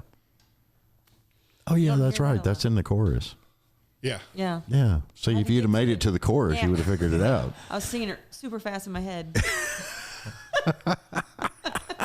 that's another one of my favorites. Yes, I love that one. It's very pretty. And I'll give you what do you think is the number one cover song nobody ever attempts? Nobody ever attempts. I'm going to say Freebird. Mm-mm. No? Nope. Big enough tip, anybody and everybody will play it. They'll try to anyway. It's a hard ass song to cover. Really? What's the? I'm trying to think. I'll give you a clue. Says the name of the song. 5-point harmony. Whoa. Is it an Is Eagles it song? Eagles? Seven Bridges Road. Seven Bridges Road. Seven Bridges Road? Is that what it's called? That's what he said. Seven Bridges I was Road. going to say Hotel California. That's such a good No. song. I love Seven Bridges Road. Yeah. If you can get 5 people that know how to that don't have to be shown the harmony, that can just find it. Yeah. Oh man. Yeah. That's Yeah. that's a fun song. And what's wild is a lot of people don't realize there's a bass part in there.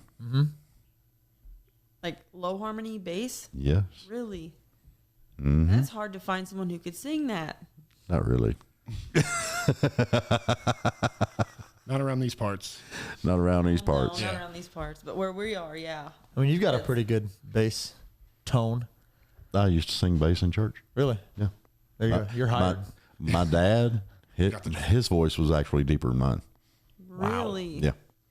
And he would get up there and just, dude, he did one part of the bass. Mine was a little bit higher than his. So we had the whole bass section covered in church. Wow. That's impressive. And my voice actually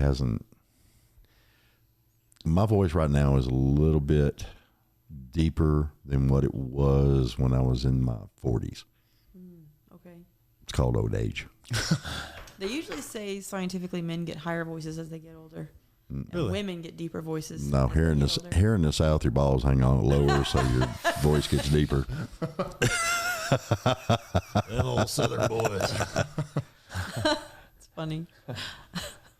Yeah, never heard that before. Never heard that before. Yeah, it's funny as shit, man. Learn something new every day. Oh, well. Neither said it socks on on here. a rooster. Set it on air.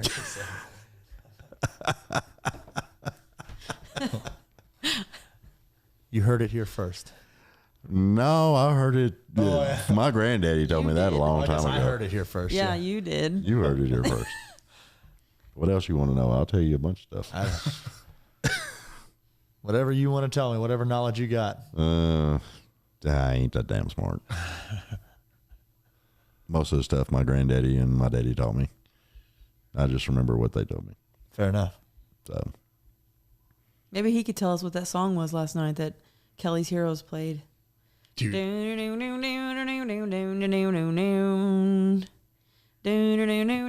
don't know that song? I was like, I've heard that my whole life, but I cannot name it. Hmm. And they were making animal sounds while they were doing it.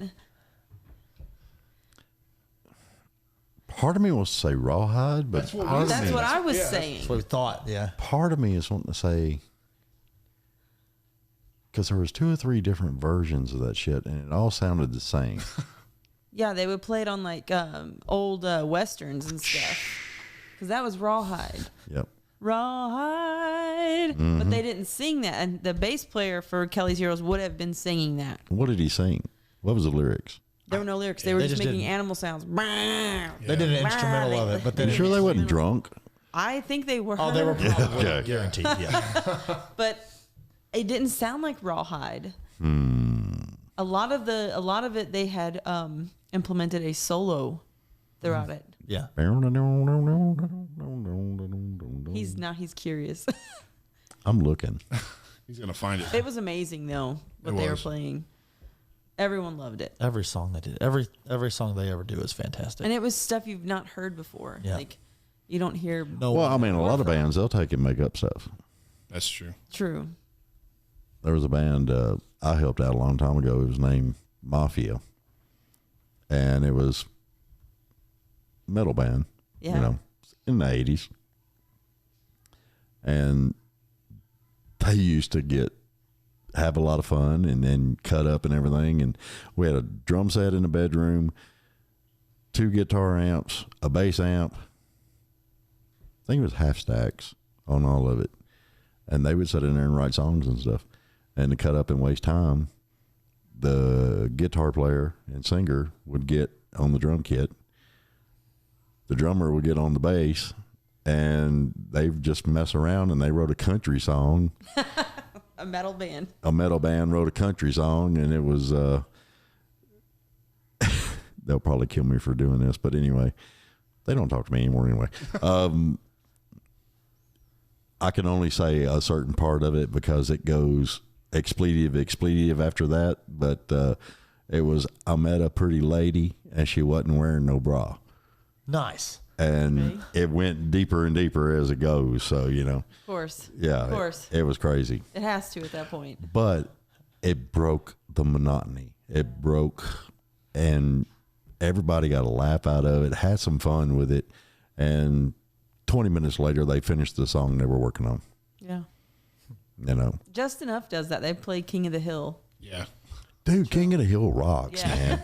We did it at the Freedom Jam. We did. Yeah. Yeah. So wait a minute now. No, that ain't it. That's definitely. Yeah. That's. That ain't it. Maybe inspired by it. It could be inspired. You never know. That's going to bug the shit out of me until I He's figure it gonna out. figure it out, guys. It's really going to bug me. I know it's from a Western. It's from a Western, I know, but oh look, Buzzsprout just sent me a email. Congratulations on publishing my 25th episode.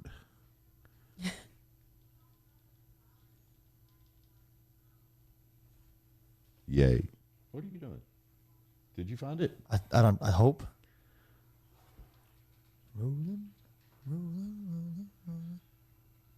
Philo goes. That's I don't think- Rawhide. is it? That's Yeah. Rawhide.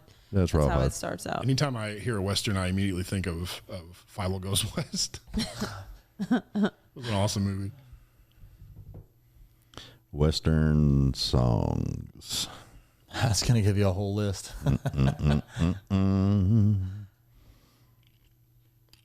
Yeah, but we're going to find it. We're on to some craziness here. Dun, dun, dun, dun, dun, dun. Boop, boop. Ha, ha, ha. Is that Bluetooth to the board? Is that? Yes, Oh, sir. that's awesome. Okay. Okay. Let's see. That's cool.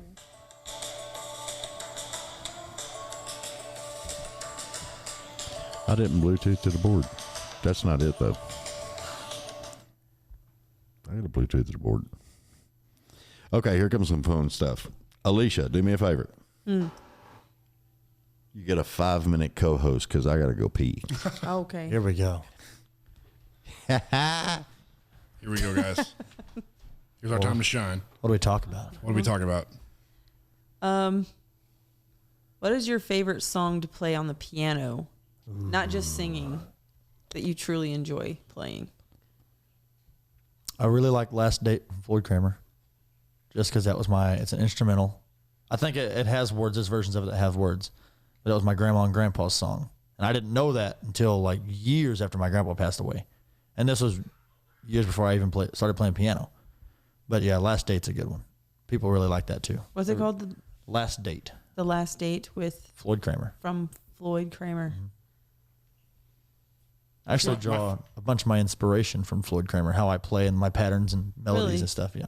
I'll have to look him up. My favorite song to play on the piano are the two chords that I know, which is a C major 7 and an F major 7. Of course, yeah. Yeah. What's your favorite song to play on the bass? Besides, Man, it changes.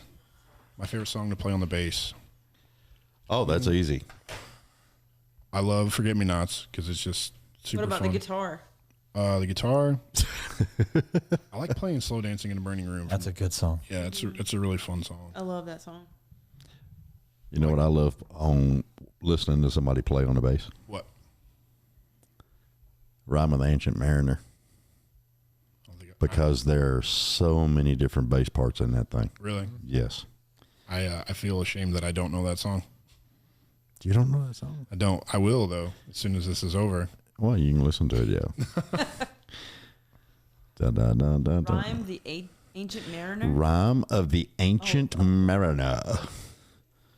Yeah. Can't believe you ain't never heard that. Is it R-I-M-E? Rhyme? Or is it another R-H-Y-M-E? I don't remember. Don't get me in line.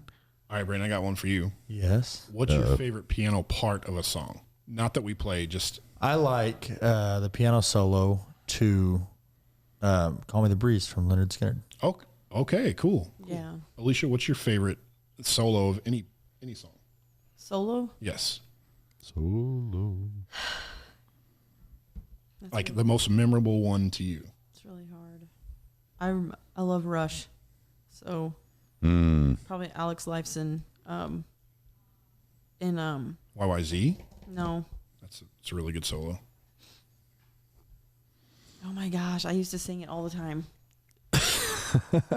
I used to sing it all the time. When you're on the spot, you can't think. Tom Sawyer. No, Red Bar Shadow. Man, that's a good song. that's a good one too. Mm-hmm. That's a really good one. Subdivisions? Spirit of the Radio. No. I always loved that beginning of the Spirit of Radio. Yeah. Yeah, it was awesome. I love the reggae part in the middle of it. I will have to. Town of salesmen. My favorite bass part of any song. It's a solo, but it kind of fits with it. Is Victor Wooten on Bella Fleck's song called "Big Country." That whenever I hear a fretless bass tone, like that's the tone that That's what you hear. Yeah. And it's so perfect and like. Did I scare you? Did I scare you? You got Brandon. Free will. Free Will. Say that's not it either. But with Big Country, Sounds like that's from Red Dead like it, though. Redemption. I do like it too. With Big Country, I like Gunslinging Outlaws is what it's called. Gunslinging Outlaws. Yeah. Like Bella, that song, Big Country, like there's very few songs that I listen to that like just make me feel like everything's going to be okay. And my buddy Mike Erod actually mentioned this to me. Like we were listening to it going fishing and he's like, man, this is just one of those songs that just makes me feel like everything's going to be okay. And I was like, that's spot on. Like that is exactly right. You know? Yeah. And it's just one I of don't those think I've heard it. You'll have to It's, yeah. so it's an instrumental. There's no Really? like vocals or anything, but it's like a jazz bluegrass fusion. So it's like they got like banjos. Yeah. Dude, it's a wonderfent song. Wow. It really is. That song for me is I still can't find this song. Brent Mason's Mellow Midnight. Oh yeah. Love that song. I think it's one of the best Ghost Riders in the Sky? Thank you. That's what I was saying yesterday. You were saying Riders on the Storm. Oh, The Doors, dude. That's the Doors. Really? Is it Ghost Riders in the Sky? that's what Yes, I please meant. look I it knew up. what I was think meaning. That's what it is. Well, that will always be Riders on the Storm for me. Hang on, I'm gonna find out. Ghost Riders in the Sky. That's way off from what I was saying. I was like, it's not Riders on the Storm. Dude, by the way, that song. But bro, you were halfway there. Yeah, my brothers listened to the Doors growing up, so like I associate like Riders on the Storm with my childhood. And dude, I remember like my imagination was like super. I mean, still does, but it ran wild. Holy as a kid. crap! And anytime I hear the What? the bass line to it, dude, I just feel like I'm just driving down, driving down like Route 66 and like the desert with it pouring down. Yeah. I was like, what a perfect moment. But I mean, I feel like that's what they were trying to capture was that. Okay, so this says Ghost Riders in the Sky, original by Stan Jones, 1948. What? Yes. That it? Wait for it. An old cowpoke went riding out one dark and windy day. That it? That's Wild it. story. But they did not On the sing. ridge he rested as he went along his way. Wild story about this song. When all at once So I watched a video of the Doors, the organ player for the Doors. He was talking about Riders on the Storm. It's really funny that you mentioned that because they actually wrote Riders on the Storm from playing that song. Really? Yeah. Yes, that's wild that you associated that because That's yeah. awesome. Well, they're very, I guess Yeah. maybe he was hearing like that one similarity. But it is very similar. Yeah. But he, when he's like, oh, we can't write a song about that old pope, whatever I forget what it's called, goes dark and windy day, goes riding one. Well, because he came on the keyboard. Yeah, so Yeah. so he's like, you got to jazz it up, and then they wrote Riders on the Storm. So that is really cool that you associate those Yeah. two. Yeah. Yeah. What's even cooler is like I didn't hear the song, the Doors song in my head. I only heard that. I'm like, oh, I know it's But it's cool Riders or something like that you that. I'm like, associated it. Yeah. So that's cool, man. That's Yeah. neat. You guys are gonna get mad at yourselves because I looked up Kelly's Heroes Western song and it immediately popped up. Really? The band on YouTube. Oh, you Ghost cheated. Riders. You I have to cheated. find this song. I have to. I was like, we have to know what this is called. I was like, common sense. Just look up the band because they're so popular. Yeah, well, I didn't even think about that. So kudos. Yeah. High five. We know who has the brains around Yeah. here. Oh my goodness, yeah, for sure. She's been keeping me going for 20 years. You know? She's put up with you for 20 years. This is our 20th year anniversary in October. Oh, dude. Yeah. And we've Wild. written a lot of songs together too. Yeah. A lot of songs. Ironically enough, most of them are breakup songs. And it's weird. It's weird, but it's the truth. But We're pandering. We're pandering at this point. The only reason we're together is because I broke up with you in a song 1,500 times. 100 times. Give me more material. But yeah, it's been a cool 20 years, Oh my gosh. Like Yes. we started dating whenever we were teenagers, and here we are. He was 15 and I was 17. mid 30s, Now I'm 36. mid 30s now, and Yeah. Mama likes them young. He actually came after me. I asked her out. Yeah. So 20 years, and then we kind of started. I started playing bass when I was 15, like not like super serious or anything, but her brother, who plays locally with us as well, come up and he's like, "Hey man, you want to be in a band?" And I'm like, "Yeah, sure." I had no musical knowledge at all. But you had the long hair, right? No, I didn't. I was You didn't have long hair then? He used to. Yes, it he was used to. basically, how it is right now. But he's like, "What do you want to play?" And I was like, "I'd like to play guitar because every kid wants to play guitar." Oh, yeah. And he's like, "Well, we have a guitar player." So I was like, "Okay, I'll play the bass." And it was the best decision I've ever made in my life. Oh, It yeah. was the best second choice decision. It was the best second choice ever. Yeah, because, I told couple of people. I can't remember who I told. Okay, there was at least 5 people I told. I told him, I said, the bass player is phenomenal. Oh, thank you, man. Aw, thank you. Because he's like, he was just like, Dude, he's looking around, and he's It's like, nothing. And I'm doesn't like, have to look at it. is he even thinking what he's playing, or is he just up there? Dude, you know, it's just autopilot, man. Yeah. I do it so much now. It's just autopilot. Yeah. You know, it's like I'll get off stage and people are like, "Man, that was amazing." Like, you know, what are you thinking about? I'm like, honestly, I'm thinking about, is my electric bill paid? Like, you know, Yeah. do we have enough food at home? Like, do we need to go shopping? What's for dinner, What's honey? for dinner? You know? Yeah. And I'll text her like, "Hey, you know, let's have pizza tomorrow night." Yeah. Yeah, That's funny. it is funny. I'm glad we found that song because it was going to drive me nuts. Yeah, I'm glad too. Yeah. It's Gotta his use my big fault. brain. Yeah, Brandon, good job, man. Brandon's fault. Riders on the storm. Thanks. Appreciate it. You're welcome. Can you do your best Jim Morrison impression? Dude, See if you can do it. Riders on the storm. See if you can do it. I've never actually heard the real song. What? What? I was like harmonized. Yeah. What? Okay, wait a minute. Do it all again. Ready? 1, 2, 3. What? It's better the first time. Let's go back 30 Let's seconds. go back there. 10 Go back to that when I'm taking myself out of the cut.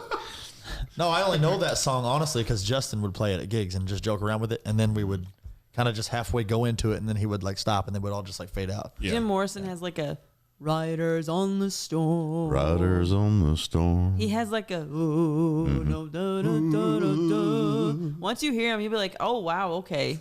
Dude, his lyrics were so wild, but I loved it because like everything around that time was just so new, like breaking new ground. You know, like they were trying to figure out who they were as a band, and like I listen to it now, and it's so raw. Like it, I mean, like, there's parts in there that are kind of sloppy, and you know, like but it just adds to like the. That's what I love about the 70s. Yeah. The 70s rock era is like my favorite of all time. Yeah, acid, Quaaludes. all those things, man. God, you sound like my dad. Rest his soul. But you know, Brandon, the Doors, like it's incredible, man. You really need to listen to them. It's they're phenomenal, and I just cannot remember. It just escapes me. I cannot remember the organ player's name, but dude, he was just so innovative with like his bass lines and stuff because And the organ that he was using. Yes. I don't think they had a bass player. He had to play the bass on the keyboard, didn't he? Yeah, well, for Riders on the Storm. I can't remember if they ended up getting one or not, but I know for a fact that whenever they wrote the bass line, he's like, yeah, you just play this. Yeah, because the bass player was like, I can't play this. Play that on the bass guitar. And he's like, oh, it's easy. And he's like, well, on the bass, I got to do this. But yeah, he's actually playing the bass to that whole song. Mm-hmm. Oh, wow. Yeah, I didn't know that. Dude, and like the little ring things. Yeah, it's He would have to like specifically tune his bass guitar to be able to play that efficiently. yeah. To like around that song. Yeah. So it's pretty crazy. Yeah, once you It's a good song. I know. it is a really good. It's a good song. They got a greatest A hits. lot of ambience, a long solo in it. Like it's a jam song for real, like straight up But jam. back then, those things were allowed. You know, they weren't like 2 minutes and 45 seconds for the radio. You know, they were like, let's do this 12 and a half minute song. Yeah. Dude, back then, radio DJs wanted bands to do the long ones because you're spinning vinyl. Right. Yeah. And you could plan in the middle of the night. Okay, I feel it. One more song, and then they'll play another song, and it'll be like, yeah, I got to have a bathroom break. Let's see, Led Zeppelin. God, I love Led Zeppelin. We're putting them on our roster too. Doors. Queen. If I got a number 1 or number 2. Got to figure that out. You got to figure that out. And then they would put that album on with that song. And that's how they did their bathroom breaks. Right. It's the only way you could do it. It's wild now. Everything's automated. Wow. Everything now is just, I don't even know if there's DJs in the damn building anymore. I've got a friend of mine who does it. His name's Robbie, and I talk to him every chance I get because I feel like it's kind of like I don't want to say dying art form, but like It is. It truly is. He has an iconic voice like you. Yeah. Oh, I appreciate that. So, and anytime I'm always picking his brain, I'm like, so how do you do this? How do you do this? And he's like, oh, we do it all 10-minute, increments or whatever. Mm-hmm. And I'm just like, nowadays everything's automated. And now even with like the AI stuff, you don't even have to be there anymore. Like you said, nobody's in the building. And see, that's where there's a new and growing thing now, especially since podcasts have really actually started taking off real good. And people are creating, instead of doing the podcast stuff, they're actually turning the podcast into a radio station. Oh, that's cool. Really? And they play set list, and there's several of them that have really grown in popularity, and now they've got their own chart for their little podcast radio station. And it's a phenomenal thing. I kind of do that for Back Road Drive. I will be up there with my my phone will be recording while we're singing, and then I jokingly called it stereo sessions. Yeah. To where when you're driving, you can listen to us play a live song without having to watch us. Yeah. Just listen to us live. Yeah, that's all you got to do. Yeah. And I'm going to start uploading them, calling them stereo sessions. Yeah, With and Back Road Drive. And I wanted to do it for Just Enough as well, because I also attend every show of theirs as well. yeah. Well, I mean, the only thing you got to do is just sit out there at the table and just. Well, yeah, but I'm also going to upgrade to that new iPhone 14. It has a cinematic setting, and it makes you look like you have the most. 13's got it too. Well, then I'll get the 13 then. We're like Steven. I'll get the 13 because I want that cinematic mode. It's incredible. It adds so much quality to the footage. It really does. It does. You don't need. There's a lot of things nowadays, and I gripe about technology. I really do, but I use so much of it. Yeah. And it helps me a lot with doing what I'm doing. But you're using it the right way. Well, I'm not taping the phone to my foot and walking up to people in dresses and stuff, but Yeah. That's not what I meant. no, well, different way then. Okay. So anyway, I don't do that either, but anyway. Now you just gave a whole bunch of people a dirty idea. Shit. They wrote that dirty idea a long daggone time ago. Can you imagine somebody back in the day walking up with a big ass camcorder on their foot? Oh my God. Then we taped it on a leg on the side. What, the camera? The camcorder. Okay. Yeah.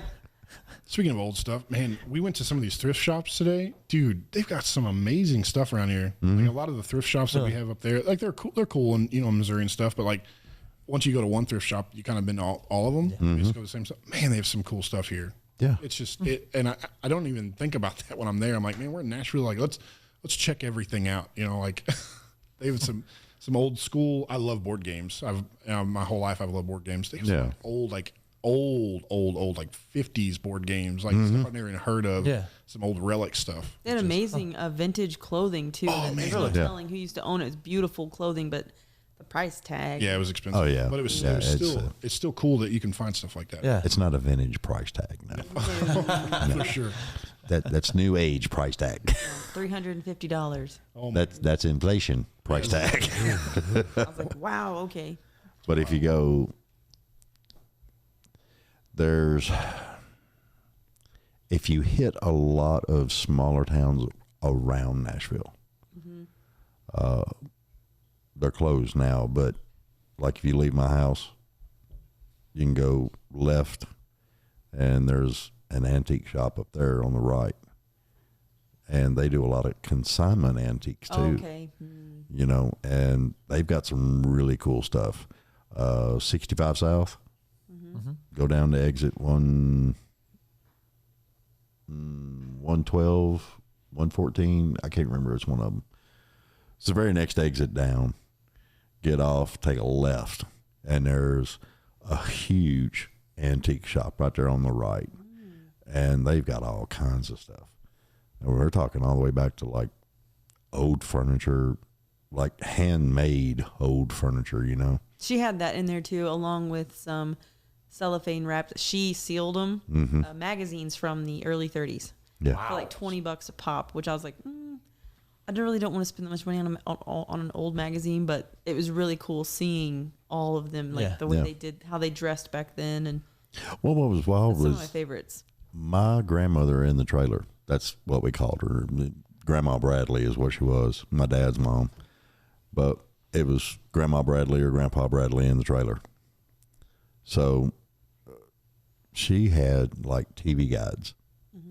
Forever TV freaking guides. She had TV guides there too. Yeah. Yeah, it was incredible. All the shows that you see on there that no longer run. It was just really good. What time they would come on your TV. It was really, really cool. Oh, dude, you used to say, I remember this. You would get the TV guide in the mail, or mom would pick it up at the store or whatever. As soon as you got it, I mean, you were just like, dude, what's coming on Thursday? What's coming on Friday? Yeah, and you could plan your whole freaking week, Yes. just around what was going to be on, and now you just gotta. Have you seen the videos of Type the it in. people seeing if their kids know how to use a rotary phone? Oh yes, I've laughed my ass off at that. They're like, what? I'm like, oh, I know how to use one. Do you, Brandon? I could take a whack at it. Yeah. I'm not sure that I'd get it done, but I Bro, can it's try way it. different. Okay, I'm gonna tell y'all this, and it's sad, but it is true. While y'all were growing up, did you have DJ contest where you call into the radio station? Yeah. Yes. Yeah. They still have those every once in a while. Try doing that on a rotary freaking phone. Oh my God. Exactly. Okay, so Brandon, really quick, I'm gonna describe it to you really quick.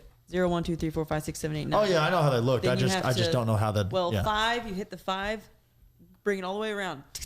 Goes around. 7, all the way around. And wait. Yeah, God forbid they Every time you hit a number, you have to wait. God Try forbid they being had that fifth caller. They had a 9. Well, thank God back then it was either caller 15 or something like that. But My grandmother remembers when they had to share a line with other houses. What? yeah, Yes, and you would get a call, and it would be like Carol down the road. Hey, you've got a call from so and so. Go ahead and pick up your phone. So when one phone would ring, all of them would ring, and they would all pick up. know that. Do you Yeah. like switchboards, I think is what they're called? Yes. they had switchboards, and BR549 was an actual phone number. Really? You would ring it was a generator. That's why you did that, and it generated the electricity to make the phone call Wow. to the switchboard. Yep. And hey, Cora, can you hook me up with all your BR549?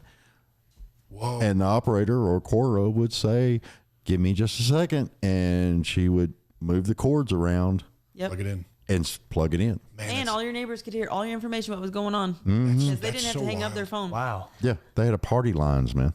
Whoa. Yeah. That's wild. Your man. husband's down here messing with some old woman at the bar. I'll tell you what, I got your back, Carla. It's They'd it's, know all about it. it's But so- we don't. Everyone else in the neighborhood. it's, Yeah. They all hear about times it. are so different, man. It's Yeah. but it's cool to learn about that stuff. Like it fascinates me. And it wasn't. I'm sure it wasn't around very long because I mean, think about where we were at 100 years ago as opposed to right now. Look, most people don't even have landlines anymore, and just Yeah. within however many years they were switching boards. My mom still had her landline all the way up to about 4 years ago. Right? Wow. Same phone number. And the only reason she got rid of it, she never used it. Right. Exactly. Nobody ever used it. Yep. And my brother still has his because he lives out. He lives out kind of far out of the country, so he has to have one. But I mean, other than living out in the country, I don't think I know a single person with a regular landline phone, but my brother. Yeah. I see a lot. How old are you? 34. Okay. So a lot of y'all don't know the horror of AOL. I do. You remember the I was horror? at the last part of it. Yes. I hated it because you had to have a landline Yes. and then it dialed and you heard all that.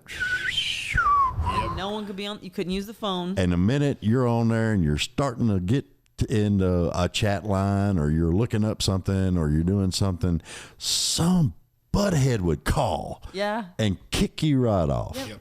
Yep. Yep. And a lot of people don't know Unplug the that. phone. A lot of people. I would go visit my friend Tiffany. Her grandpa would unplug the phone while he was on the computer, Mm-hmm. so no one would kick him off. My Because mom, my mom would come in there.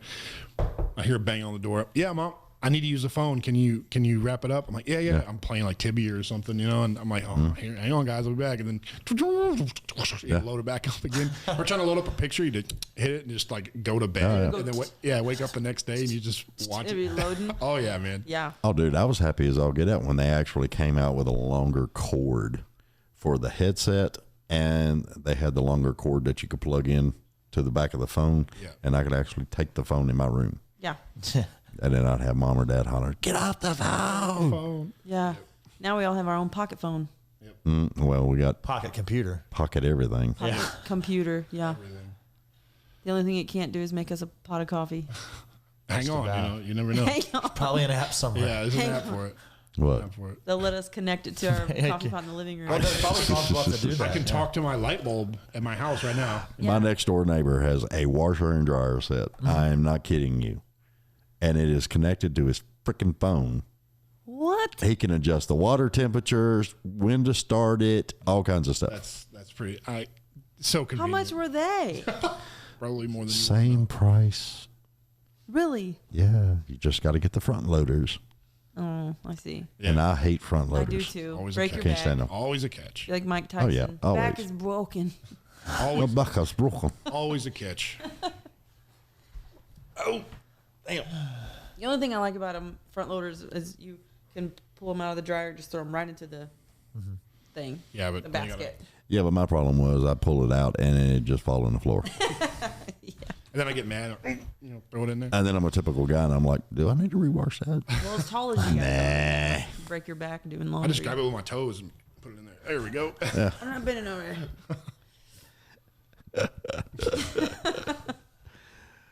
Honey. Yeah. Good Things, times. things have come a long way. Yes. Long way. Yeah, I'm pre-Google. Right. Same. My brother still to this day will not use GPS on his phone. He's like, I've got a map. I'm good to go. But the thing is, my brothers drove trucks forever, so they gave her directions down to Florida just on. He's like, oh, you're gonna take this exit, and this is gonna be, it's gonna be exit 47B, and I'm like, what? Yeah. Yeah. Yeah. You don't want to go through this, but you want to take the bypass. Yeah, I'm like oh, it's a human okay. GPS, man. Yeah, you want to take 65 south, and once you get to the other side of Birmingham, you're going to look for an exit, and it's Highway 331, and you're going to cut over that way, and you're going to follow that all the way down, and it's going to bring you out into, God, I can't remember this damn state route it is open. I'll remember it after y'all leave. For sure, man. And I'll be like calling you going, oh, and dude, you got to go this way. But it drops you right out in Panama City. Wow. Or you can grab 231. We stood on the beach of Santa Rosa, Florida, and looked to our right and seen Destin down the beach, the city, and then looked down to the left and seen Panama City. It was amazing. Yeah. So cool. Something so special about the ocean. Yeah. It's people who live there. I'm sure they're, it doesn't do anything for them, man. But there's just something so cleansing about it. That's the only ASMR I like. Yeah. The ocean sound, yeah. But I got to see it. yeah. I don't want to, Envision it. yeah, I want to smell the air, the Yes. salt air. Yep. I want to hear it. Growing up, my mom had this. She had this little thing. It was about the size of that. It would say it had like a little speaker in it, and it would do the ocean and stuff like that, and it'd rain. And then she would hit the rain one, and I could not sleep to it because I envision it that my mom's frying an egg, because that's exactly how it sounded, dude. It sounded like it was an egg frying, because it was such a low quality. And I'm like, is she cooking something? Is it a monsoon outside? So yeah, anytime I hear rain coming from that, I always think I just hear white noise when they try to imitate rain. yeah, I just hear white I noise. hear Yeah. And they say babies, you can play white noise and it soothes them. Yep. I'd rather have a fan going or Forensic Files. Forensic Files. Yeah, we dude, anytime I hear Forensic that, Files. like Forensic Files or any of those murder shows, man, I'm out. But it's weird because coming home from gigs, if I'm coming home from a gig, I'll put on a murder podcast or something, and then it will stay awake. to stay awake, because it's some late, and I'm driving home and I've got a 3 or 4 hour drive. Yeah, you can't listen to me when you're done. No. I fall asleep. So I'm listening to this. I'm like, oh my God, they found, they found her body. I'm like, I knew it was him. I knew it was him the whole time. 'Cause Yeah. I kind of get engrossed into it so I can stay awake. Yeah. But if I'm at home, man, I knew it was that damn Jimmy. it was him. I knew it was him.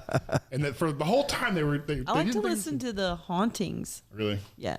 Paranormal stuff. Yeah, that's what Skinwalker Ranch and love that stuff. my daughter is all about that crazy stuff. I like old classic horror movies. Yeah. I love those. Yeah, me too, man. I love it. I grew up on it. What do you think about the Evil Dead? Like the old 80s. Bruce Campbell. Bruce Campbell. Yeah. Into you like them?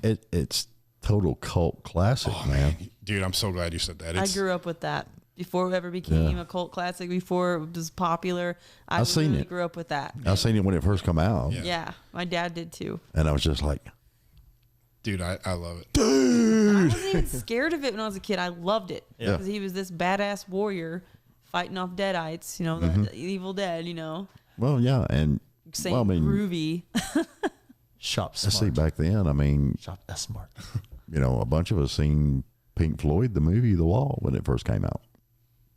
I've not seen Rocky Horror Picture Movie. Yeah. that. Yeah. Tim Curry. Oh God, Love Tim Curry. dude is awesome. He's awesome. I grew up. My brothers were much older than me, so they watched all the horror movies, like the, you know, the Friday the 13th and the Halloween and stuff. So I grew up on that, but it scared the daylights out of me. It's still one to this day that creeps me out is the original It, like With Tim Curry. Yeah, with Tim Curry. That didn't bother me. See, and I don't know if it was just like the age I was when I first seen it, because then from then on, I thought every clown was Pennywise. Well, see, the only thing that ever really got me on horror movies were things that were plausible to actually happen. Right. Yep. The movie Jaws, Oh yeah. I was 7, 8 years old. I didn't go to sleep for 2 weeks. Yeah, dude, for sure. And to this day, And you didn't even live near the ocean. I'll go into the ocean up to about my hips, and that's it. Dude, I'm right there with you, man, the whole time. So we were when we went down to Santa Rosa, I heard someone yell shark, right? In my mind, it's Jaws. You know, Yeah. I'm thinking that there's this huge great white shark, and I levitated out of the water. Like, Oh, yeah. I ran on the water, dude. And I get there, and they're like, "Oh, it's just a little shark." And I'm Little like- baby shark. I'm like, I don't care if it's little. I'm out. It still take a bite. Yeah, I mean, this thing is it's still a shark, and I have a massive fear of the open ocean anyway. Oh, yeah. So the whole time I get out there, I'm like, okay, because where I'm from, like most of the rivers and stuff, it's like step, Drop off. Drop, you know? yeah. So in my mind, I'm thinking this is going to happen, right? So I walk like a half a mile out, and I look back, and I'm like, oh my God, I'm running back out. Andrew, She's like, what are you doing? What are you doing? Oh my God, I'm still touching. He was so far out there.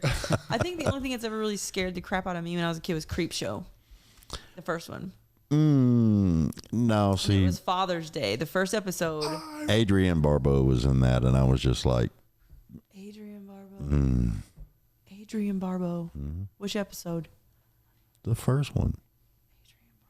Don't you remember? She was a nagging woman and talking about her husband, and he had the box under the stairs. Oh, you mean the crate episode? Yes. Yeah. She's awesome too. She was hot. She was cool.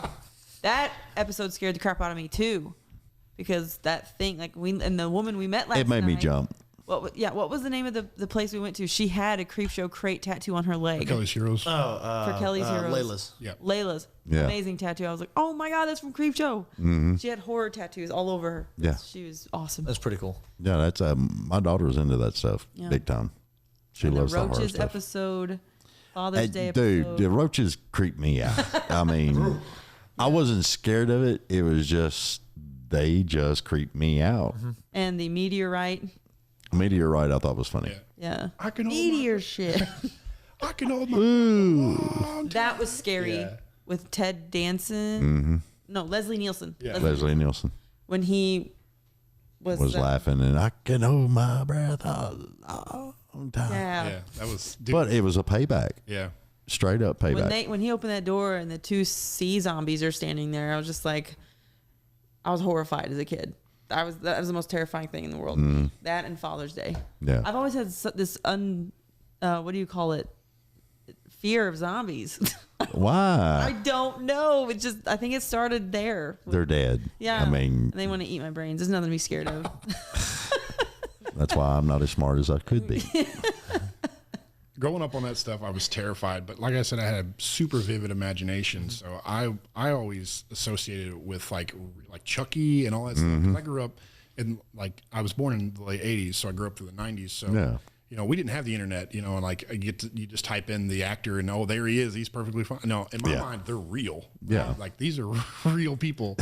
So I was always petrified, and now I love it. You know, like I love playing scary games. I love watching scary movies. Yeah. And I love one of my favorite things. I don't know what it is, but I love being chased in video games. Oh, I can't stand it. No. I love it so much. It's just that See, I was Pac-Man. I was Galaga. the the good old days. Yeah, just Asteroids. Asteroids was fun. But we played our video games in a damn arcade at the mall. Right. Yeah. You know? Yeah. And we just hope we sold enough glass bottles back to where we could have a roll full of quarters in our pocket. That's, man, times are so different, but. I remember when a phone call at a payphone, and for everybody listening, a payphone was a phone that was in public that you put a coin in, and you picked up the receiver and you dialed the number, and you could call people. Yeah. Yep. But you only have Now a it's little a bit of cell phone. time. I've done that before. Yeah. Yeah. I've called people on payphones. There's still a couple of them around. I've been driving trucks since I was 19 and a half, something like that. And that's all we used to do. We had quarters that we took with us out on the road. We would call them. You hope they had a 1-800 number. And if they did, you could call it, and then they would give you directions, and then you would go to your atlas and look and pinpoint your way in there and plan your route. A lot of stories that I heard from celebrities back in the day. Long story short, Michael J. Fox had to sit by a payphone all day when he wanted to get a call back for a possible role. He would literally sit by the payphone all day long. Yeah. Waiting for a call every day. And every time somebody went to use the payphone, Said he no, didn't I'm waiting on a phone call. I'm waiting. He said he didn't have furniture in his apartment. He was so broke. Yep. Yeah. Yeah. That's why a lot Brandon? of it was. I'm on my way. See, now you've got a phone that you can get. Yeah. That's true. Got That's a true. phone though. You can even get a text. Oh, that's the new party line. You can join Facebook people, and you can Yep. Yeah. multi-text different people. Yep. It's a good time. Weird text. So I've got the phone thing Or settled. my mom. Do you get text and you don't even know who the hell it is? Sometimes. Yeah. I had someone, when was this? A couple days ago, I think, that texted me. Where's this number at? They said, it was yesterday. They said, "Happy birthday, brother. Hope it's a good one." I don't know whose number it is. It's a 573 number, so I know it's from back home, but I have no idea who it is. I should have texted back, but I didn't. You should have said, "Where's my cake? I want my cake." Bedelia. I do ice cream cake. That was Wedding cake is terrifying really at the good. end. When That is not. Look, I don't know who started that crap. Wedding cake? What? Ice cream is not a cake. Right? Right? We'll say ice cream in a cake shape. No, it's still not a cake. It's ice cream shaped like a cake. Yeah, Brandon. I didn't say I agreed with it. I just said I called it what it is, or what people associate it with. Well, I mean, Dairy Queen sells the crap out of them, do. but I'm just not. Look, I told everybody one time I wanted yellow cake, chocolate icing for my birthday. You know what I got? Chocolate cake with yellow icing. Ice cream cake, and it wasn't even the flavor I liked. No. Mine would have been flipped. I'd have been like, I want a vanilla cake with chocolate icing. It'd have been chocolate cake with vanilla icing. Yeah, something weird. Yeah, it'd have been flipped around. We bought cookies last night. Speaking of cake and cookies and ice cream, we bought half-pound cookies last night. $30. $31 for 2 cookies. 2 That was cookies? almost a really good Jerry Seinfeld. Yeah. $31. Yeah, we were like, yeah, we're gonna have to cut these up in pieces. Damn. It was a cool experience, though. We got to watch. But we knew we were in the right spot because there were 3 police officers in there when we walked in. They were flipping. They They know what's good. They had the chocolate, and they were flipping stuff. Yeah. Man, it was such a. It was. I recorded some of that. Yeah, like we don't ever get to see Awesome. stuff like that. You know, like basically we just have nothing in where we're from. You know, so we Yeah. got to travel to places like that. So we were just mesmerized. It's an experience, Yeah, man. for sure. We wanted to try to get a little bit of everything going on. Found a Taco Bell you can get married in. Yeah. That one down right up the road from Broadway? Yeah. Like you're heading up. You can get What? married. You can get married in that You Taco get Bell. married there. And they have live bands there too sometimes. Yeah, in Taco Bell, man. In a Taco Bell. 100%. Okay, I'm Craziest thing. That's a pretty awesome franchisee, though, if he owns that and he's doing that in You got there. to think about it. We're gonna sell tacos, and people are gonna get married right here. This is a special Taco Bell, okay? This is Nashville Taco Bell. See, on the bright side, you don't have to order a catering service. Because you've got the You get your Gordita Crunch there. right here. yeah. What sauce would you like? Hey, can you guys keep it down? I'm trying to get married. Yeah. Yeah. Wedding Bells Burrito. Wedding Bell burrito. That's awesome. Mm. The times we live in. Check on our beef. Honey, we need to consummate our marriage. Just a second. You need more ice. Your ice machine's low. My life is complete. Oh, yeah. Wedding bells burrito. Bring out a burrito cake. I just see nothing bad about that. But anyway, Burrito cake. Burrito cake. Ooh. don't get him started. He'll market that. What's one big cheese roll up is what it is. One cheese roll. Ugh. All jokes aside, Taco Bell's pretty good. Yeah, I love Taco Bell. Well, you remember the movie Demolition Man? Dude, I haven't seen the movie in forever. It's got a Sylvester Stallone. yeah. I've I'm seen thinking it. of It's just, Judge I was Dredd. really But young. part of it was there was a big fast food war. What? In the movie, there was a big fast food war, and the company that won was Taco Bell. So everywhere you went to eat, didn't matter if it was elegant, didn't matter what it was, everything was Was this like post-apocalyptic? Taco Bell. Yes. It was. I remember that. Yeah. I need to watch that as an adult. Wesley Snipes And and appreciate it. Sylvester Stallone. Yeah. Yep. And Sandra Bullock was in it. One of her first movies she was in. Was that the weird one where they introduced the virtual reality? Yeah. Mm-hmm. Yeah. Oh yeah. Yeah. I'm not gonna mention what else I know, but yeah. I'm thinking about Lawnmower Man. You guys remember that? Yeah. Lawnmower Man? Yeah. Yeah. I do not. They had virtual reality. Because I remember whenever I first seen it, I was like, oh, because like the Virtual Boy, like I was really into that whenever around that time. I can't remember if like the Virtual Boy came out before or after Lawnmower Man. But dude, I'm playing. My brother was watching it, and I'm playing the Virtual Boy like I'm in the Lawnmower Man, you know. And I didn't know what it was at the time when I was a little kid. And then I'm like, this thing's terrible. Yeah. This is horrible. Wasn't it red Yeah, it was like super. Like they marketed it as like portable, but it was like this huge.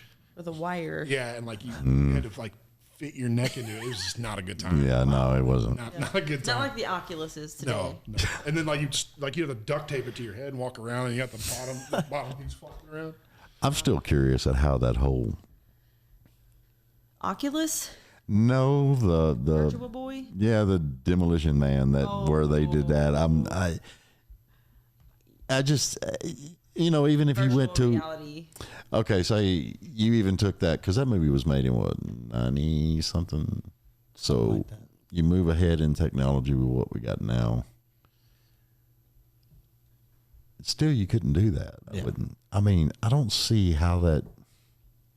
The only way they have gotten close to that is these college students came up with an idea to share their drink with you online. And it would be a machine put in your water, and it would mix the drink that they have from their side, and then give you the flavor on your side, Yeah. what you're drinking. Really? Yes. That's the only thing they have come close to doing anything of the sort. Well, I'm surprised they haven't Bluetooth the pocket. Anyway, hang on, my Bluetooth's still on. Questionable. It's all questionable. All right, y'all. You know we've been doing this shit for almost 2.5 hours. Yep. Really? Yes. Wow. Amen. That's awesome. That's what I love. That's awesome. Just hang out, man. Yeah. Good conversations. Yes, for sure. We have a lot in common, too. We like a lot of the same things. Yeah, it's I like that. it's scary. It's spooky. I want my. Your cane. I think the music, and that's another thing. Back to me, circles back around. Yeah, again. it circles back The to music. Music in Creep Show terrified me as a child. Mm-hmm.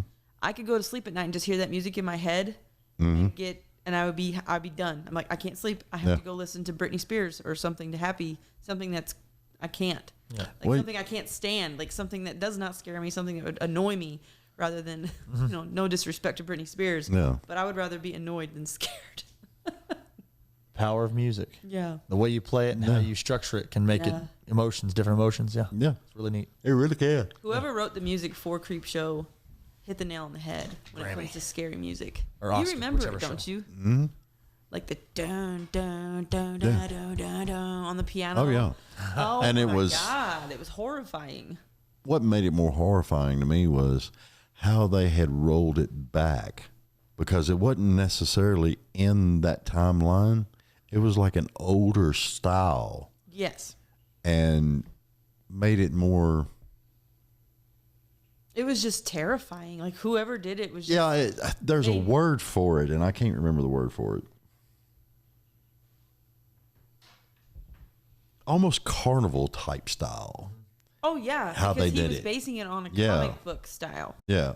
And like even the intro when the little boy is wanting to read the comic book and his dad is like, "No, you're not going to read it. That's trash." He throws it Yeah. outside, and then the Grim Reaper, shows up. Yeah. And the kid's in his room, and like he says something. He ordered the voodoo doll. Yeah, he says something horrible in I don't his remember. bedroom. Yeah, it was terrifying. And then it went into the animation mode with that skeleton's hand, like with the Grim Reaper. Nope. Well, there's people like, I remember back when Iron Maiden came out with Number of the Beast. Yep. And That was very creep show resemblant. yeah, but the Number of the Beast, the title song, started out with Vincent Price. And it was freaking cool as hell. Yeah. And some people were scared because Vincent Price has that iconic, man. I mean, Darkness falls. Yeah. yeah, I love it. You know, he wrote that on the way to the studio. Rod Temperton did. Yeah, Rod Rod Temperton Temperton wrote it, and then Vincent did it in one take. Yeah. Yeah. It's incredible. On the way, like he's like, let's just add this little bit to this song that's going to take over the world. yeah. But it was perfect, man. Vincent Yeah. Price was awesome. Oh yeah, I loved all his stuff. Oh yeah, for sure. Rod Temperton was like, I feel like he was the secret genius element to that whole album. The secret He's the one sauce. who wrote. Secret He's sauce. the one who wrote "Baby Be Mine," which was a really good song, and "Lady in My Baby. Life." You Yeah. are the lady in my life. That was a good song. It's so underhyped, in my personal opinion. You need to learn that, Brandon. You Yes, Brandon. rock that Yeah, song. Brandon. What's it called? What's it called? You need to learn "Lady in My Life" from Life. Michael Jackson on the Put Thriller it album. put it in your phone. Like it on YouTube. That way you can go back to it. Because you I am can very show off. strict with my. singing Dude, one of my that favorite song. things about liking videos on YouTube is I'll go through and I'm like, oh, what do I have on here? And then it's like Christmas. I'm like, oh, I forgot about to click on it and be like, yeah. That's one of my favorite things about it. I actually love Japanese music so much he's gonna laugh at me. I learned how to read the kanji of Japanese, and I can sing songs in Japanese. It's wild. I can't do that. It's pretty cool. I listen to a small bit of Southern Korean music, but I've never learned how to do the language. Korean is a lot harder. I love the chords, the compositions. They have a lot of little nuances that are not you almost can't understand like what they would be unless you were to learn to read the kanji. Japanese, they are pretty straightforward. I love it when people go get tattoos with Japanese characters and it says totally different what they got. It doesn't say spiritual harmony. It says turkey. I think Japanese kids Japanese people get tattoos of English writing. Bro, yeah. Really? Do they really? They had F-U-C-K on one of their shirts. It was a 10-year-old little boy. It said F-U-C-K. And did you know a big thing over in Japan? I didn't understand this until I think it started like 2 years ago. They're paying their dentist to go and make their teeth uneven Really? Because it makes them look younger. because it makes them look younger. Wow. Oh, I didn't know that. Yeah, where we pay millions of dollars every year to have our teeth straightened, they're paying millions of dollars to jack their crap up. That's Yep. interesting. And they also have a thing called Egyo Sal, which means they want their eyes to look cute and young. And they will literally draw puffy bags under their eyes and then highlight right here. And they give the illusion that their eyes are more protrusive than they really are. That's South Korea. It's called Egyo Sal. It means cute eyes. Woe to you, O earth and sea, for the devil sends the beast with wrath, because he knows the time is short. Let him who hath understanding reckon the number of the beast, for it is a human number. Its number is 666. That gives me chills Yes, every time I feel I like do I'm it. Vincent shaking right now. Price said that? Huh? That's what Vincent Price That's said? what Vincent Price read That's awesome. at the beginning of the number of the beast. That's so cool. And I've Floor loved splits. That's just as I've cool loved as, it. That's just as cool as Thriller. Yeah. How But did it anything, start? Vincent Price could read a children's story. I loved and I'd him be also. scared. He is my Three And blind Edward mice. Scissorhands. vocally, that man has always been my hero. Right. I mean, the way he handles it. It's so iconic. Anytime you hear Vincent Price, you know it's him. It's Vincent Price. There's no way to like think And of I that think somebody he else. used that dialect that they've kind of taken out of old Hollywood, the transatlantic accent. I think he kind of implemented that a little bit when he would talk. It's kind of like a mixture of British accent with American, with Northern dialects. They mixed on. It was called the transatlantic accent that they would make people learn for old movies, old Hollywood. Did you know that? I did not. I don't know a lot of things. I barely get by. I'm just here. I eat soup for dinner. I eat soup. Just taking it one day at a time, man. I eat soup for dinner. Let's see. Really random. I don't even get crackers. Just soup. Microwave and out of a paper bowl. I'm making it, guys. I've got it. I'm in a dream. Inexpensive. Okay. Okay, I can't remember if this is part of it or because it's not giving me a breakdown. Breakdown. No, Thriller. Because this is Thriller Night. There ain't no second chance against the thing with 40 eyes. Girl, Thriller. And then it goes into Night Creatures Call, and the dead start to walk in their masquerade. There's no escaping the jaws of the alien this time. They're open wide. This is the end of your life. Oh. That was cut. That was in the director's cut. Yeah. Yeah. And then it goes back into the song and everything else. And the only other thing I'm finding on here is Darkness crawls across the land. The midnight hour is close at hand. Creatures crawl in search of blood. And he actually said, in search of y'all's neighborhood. yeah, but see, I'm not finding that part right there. Huh. It's weird. I mean, it's got Night Creatures Call, the dead start to walk in their masquerade, and then it's at, and then it goes all the way down to the very bottom. The masquerade. There's no escaping the jaws of the alien time. That's the bridge. Yeah, I and don't know then why they don't have Vincent Price's rap. They call it I don't know. rap. And see, on the very end of it, it's got the foulest stenches in the air. There it is. The funk of 40,000 years. And grisly ghouls from every tomb are closing in to seal your doom. Yep, that's it.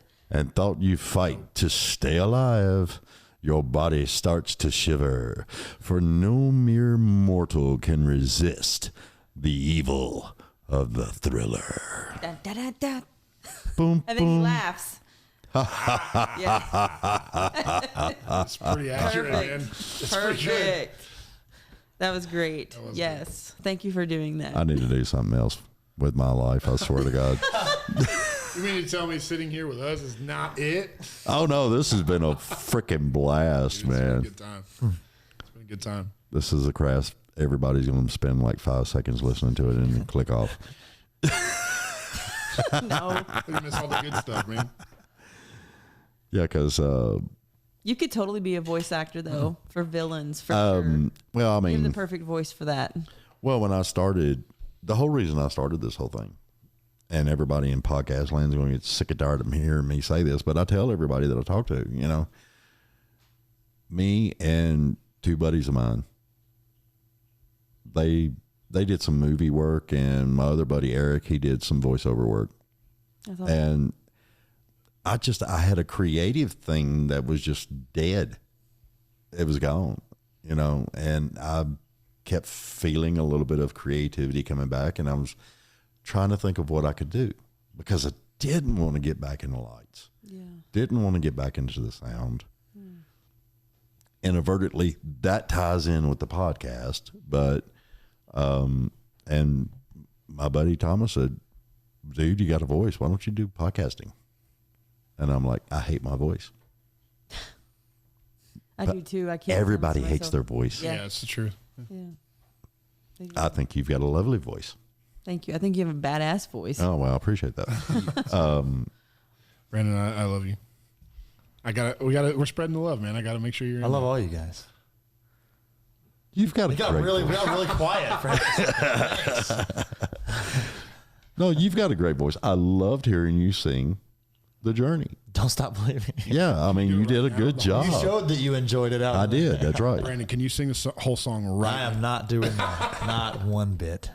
He has nothing to tinkle with. That's the beauty of it, man. It's gonna be straight up. You feel like, and this is not a rude question. This is for real. Because for the first time ever since I've known you, I seen you sing with Morgan Miles on stage with no piano in front of you. That was weird. I had to interact, which I never do.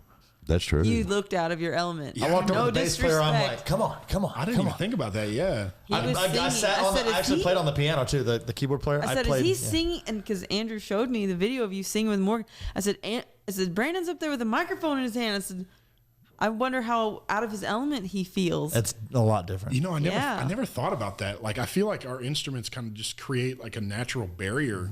Got a little shield. Yeah, I never thought about that. Wow, that's interesting. It's very weird, very different. But And he done good. I don't have that. You don't have to. You're the vocalist. You're cute. You can get by with anything. It's true. Thank you. I appreciate that. But like I never thought about that. Like if I actually had to get up without like my bass in my hand, it'd be so weird. Like, I don't know. It'd be. You feel very I get exposed. nervous just talking about it. different ball game. Did you feel very exposed? Like, No, there were like 8 other people around me, so I was okay. That's true. I noticed you were back Yeah. toward the middle of the. Yeah, I apparently I had to sing a verse, so I had to look up the lyrics while I was doing it. Oh God. But you had to look. You looked him up on the spot.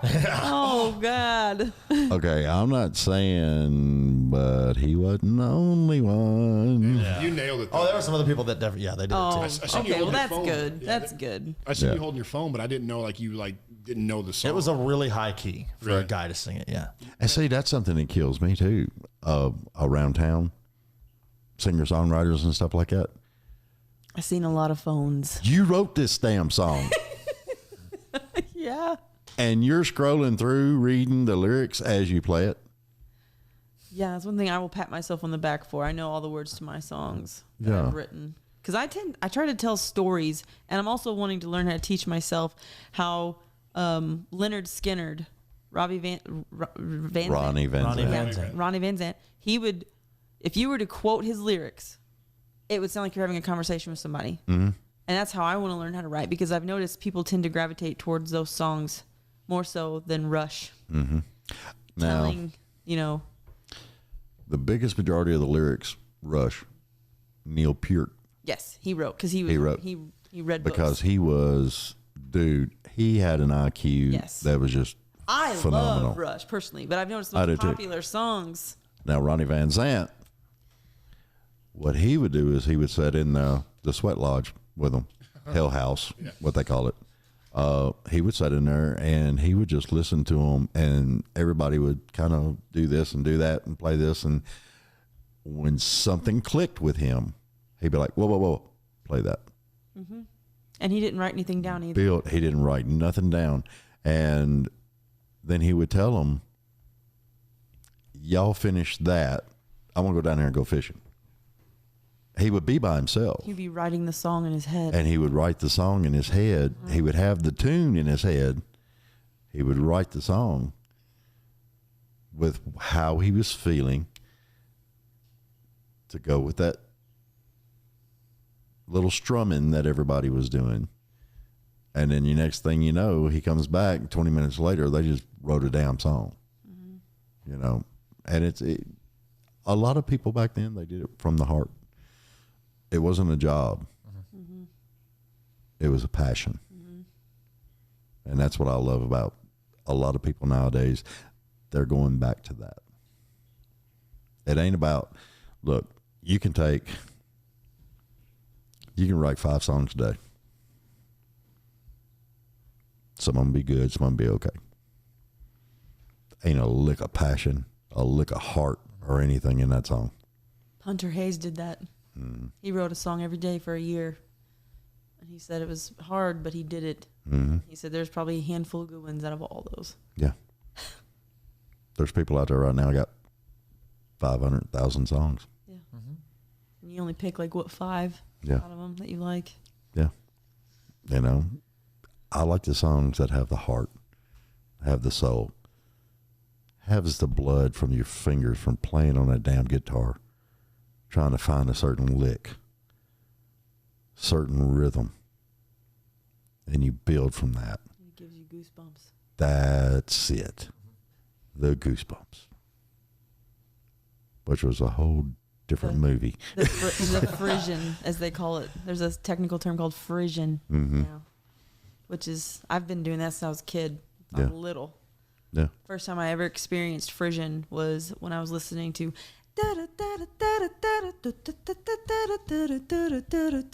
from Billy Joel. And I was like, oh my God, what is this song? It was so cool. Billy Joel, another phenomenal pianist. Yes. I played some of his songs, a couple of them. Which ones? I do Piano Man, obviously. I do Everybody does New Piano York State of Mind. I love New York State of Mind. Not many guys do that one, which I enjoy. I need to learn Scenes from an Italian Restaurant because that's such a good song. Mm-hmm. And then Uptown Girl is just, everyone always asks for it. I put Uptown Girl in the same category as this little lonely girl growing up in a lonely world. Yeah. And I feel he did that as a safety net because he knew what sold. He was smart. yeah. Super smart. Well, that's another thing that bugs me is you'll find one band, they'll write this song and it goes to number one, and then you'll find 15 other bands writing something similar to what that was just so they can get in on the niche. Jane from Jefferson Starship and Hold the Line. Toto. Very similar. And we found out that Jane was written to compete with Hold the Line. And I love both those songs. And they're good songs Yes, in their they own are. right. Yeah. Yeah. That's crazy. Yeah.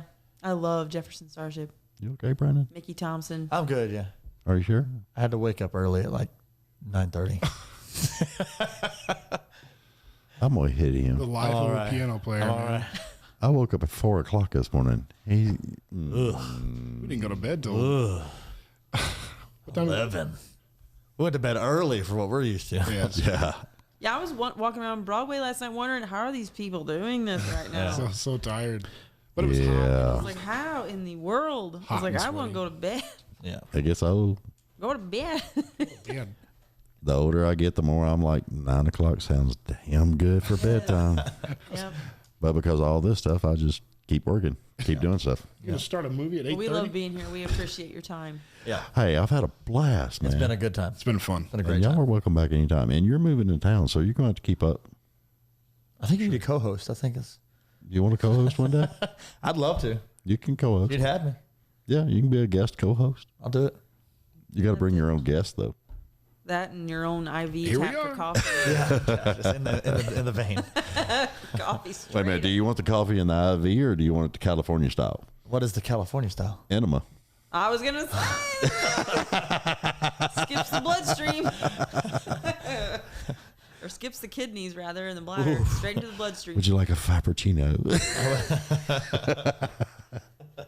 A latte. No, yeah, it's been fun. Walk out the door and Been just fun. frap all the way down the road. It's been good. It's been fun. It's been fun good. Or something like that. Somewhere I else. appreciate y'all being here, man. I mean, Thanks hell, for having us. and we even have fun out there. So, Heck yeah. it's been awesome. Yeah. Awesome. All right, y'all. We're going to get out of here. Y'all still got to drive home. Yep. 4-hour drive. Yeah. But it's worth it. Yeah. It's worth it. to hang out. It's worth Totally it. fun. Connections. It's totally Yeah. cool. Yep. All right, y'all. We're going to get out of here, and we appreciate everybody tuning in and hanging out with us. And please remember, for these bands, and my daughter just dropped something. Back road driving just That was a background ASMR. Okay.